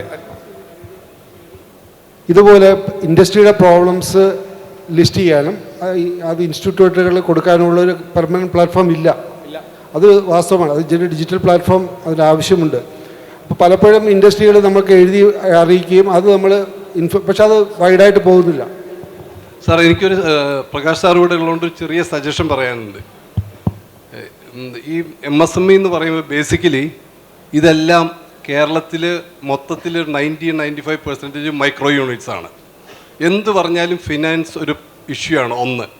രണ്ടാമത് ഇവർക്ക് സംഗതി മനസ്സിലാക്കുക, എന്താണ് ചെയ്യേണ്ടതെന്ന് അറിയാത്തൊരു ഇഷ്യൂ. അതുകൊണ്ട് കേരള ഗവൺമെൻറ് കുറേ പ്രൊജക്ട്സ് എക്സിക്യൂട്ടീവ്സിനെ പോസ്റ്റ് ചെയ്തിട്ടുണ്ട് എല്ലാ ബ്ലോക്കുകളിലും. Who can work as intermediary between the entrepreneur and even ആരായാലും ബാങ്ക് ആയാലും ശരി, ടെക്നോളജി പ്രൊവൈഡ് ചെയ്യുന്നതായാലും ശരി.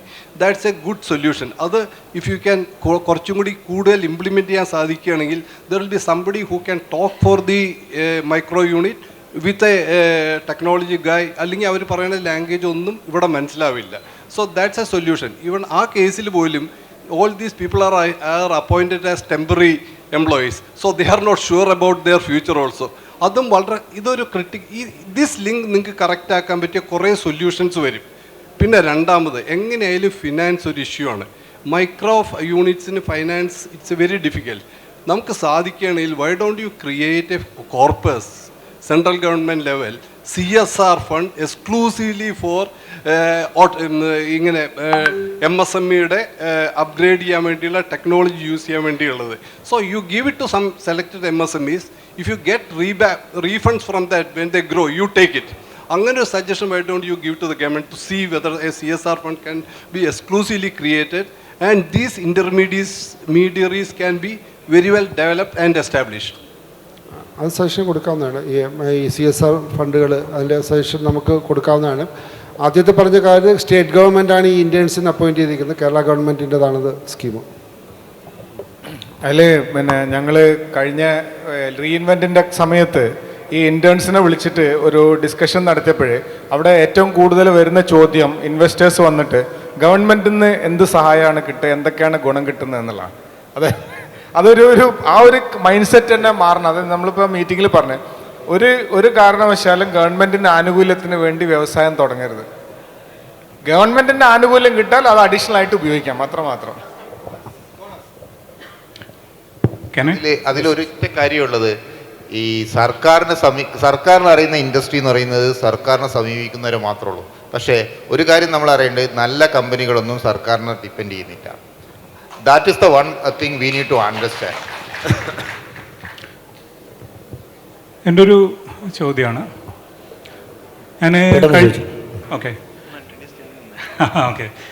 ഞാൻ യാസിർ എന്നാണ് പേര്. ഇവിടെ കോഴിക്കോട് തന്നെ കുറ്റിയാടിയാണ് സ്വദേശം. അറൗണ്ട് 23 ഇയേഴ്സായിട്ട് IT ഇൻഡസ്ട്രിയിൽ വർക്ക് ചെയ്യുന്നു. കോർപ്പറേറ്റ് ലെവലിലും ബിസിനസ് സെക്ടറിലും എഡ്യൂക്കേഷൻ സെക്ടറിലൊക്കെ വർക്ക് ചെയ്തിട്ടുണ്ട്. ഇപ്പോൾ വയനാട്ടിലൊരു തീം പാർക്ക് ഒരു ടൂറിസം ബിസിനസ്സിൽ ഒരു ഡയറക്ടറായിട്ടാണ് ഉള്ളത്, മുന്നോട്ട് പോകുന്ന കാര്യങ്ങൾ. അപ്പോൾ ഞാനിവിടെ നാട്ടിൽ അറൗണ്ട് 23 ഇയേഴ്സായിട്ട് പുറത്തായിരുന്നു. നാട്ടിൽ വന്ന് എൻ്റെ കമ്പനിക്ക് വേണ്ടിയിട്ട് ഞാനൊരു ടെക്നോളജി ERP സൊല്യൂഷൻ തന്നെ നോക്കിയപ്പം കുറേ കമ്പനികൾ അപ്രോച്ച് ചെയ്തപ്പം ഓരോരുത്തർ ഓപ്പൺ സോഴ്സ് പ്ലാറ്റ്ഫോമായിട്ട് വന്നു. ഇതാണ് ഏറ്റവും ബെസ്റ്റ്, നിങ്ങൾ SAPക്കൊന്നും പോകേണ്ട ആവശ്യമില്ല എന്ന് പറഞ്ഞു വന്നു. ചിലർ നിങ്ങൾക്ക് തന്നെ ഹോസ്റ്റ് ചെയ്യാവുന്ന രൂപത്തിൽ സൊല്യൂഷൻ ഉണ്ട്, എന്തിനാണ് നിങ്ങളത്ര സ്പെൻഡ് ചെയ്യേണ്ട ആവശ്യം, ക്ലൗഡിന് പോകേണ്ട ആവശ്യമില്ല, ഇങ്ങനെയൊക്കെ പറഞ്ഞുകൊണ്ട് വന്നു. പിന്നെ SAPയുടെ കാര്യം അത് എല്ലാവർക്കും അറിയുന്ന പോലെ തന്നെ അതൊരു ഹൈ എൻഡ് സൊല്യൂഷനാണ്, ഒരു പ്രീമിയം പ്രോഡക്റ്റാണ്. അപ്പോൾ എനിക്ക് ചോദിക്കാനുള്ളത്, ഇപ്പോൾ ദാമോദർ സാർ പറഞ്ഞു ഇപ്പോൾ ഒരു ERP സൊല്യൂഷൻ ഇംപ്ലിമെൻറ്റ് ചെയ്തു, പക്ഷേ അത് റാൻസം വെയർ അറ്റാക്ക് നടന്നു.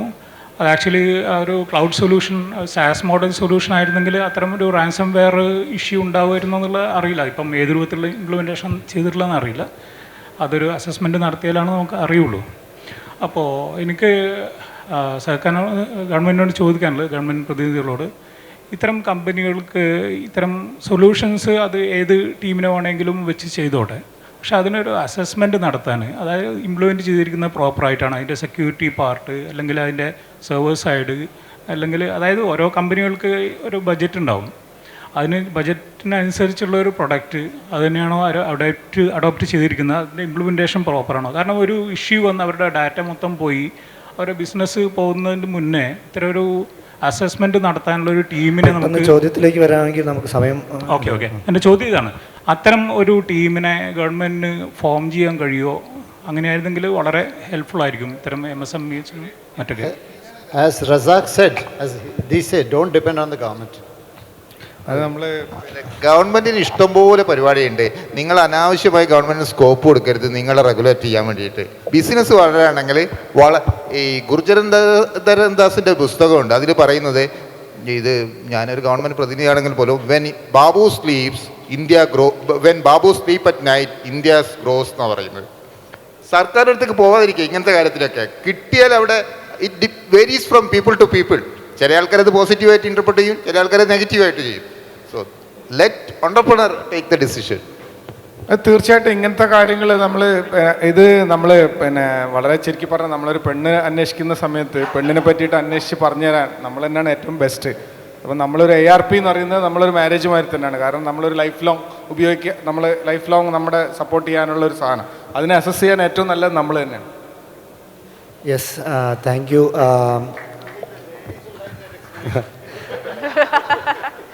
ഇത് 2024 അടുത്ത 25 വർഷം കൊണ്ട് ടെക്നോളജിയുടെയും ഇന്നോവേഷൻ്റെയും സഹായത്തോടുകൂടി കേരളത്തിൻ്റെ അല്ല ഇന്ത്യയുടെ തന്നെ ഒരു ഓൺടർപ്രണർഷിപ്പ് ഹബ്ബായിട്ട് കോഴിക്കോട് മാറട്ടെ എന്ന് ആശംസിക്കുന്നു.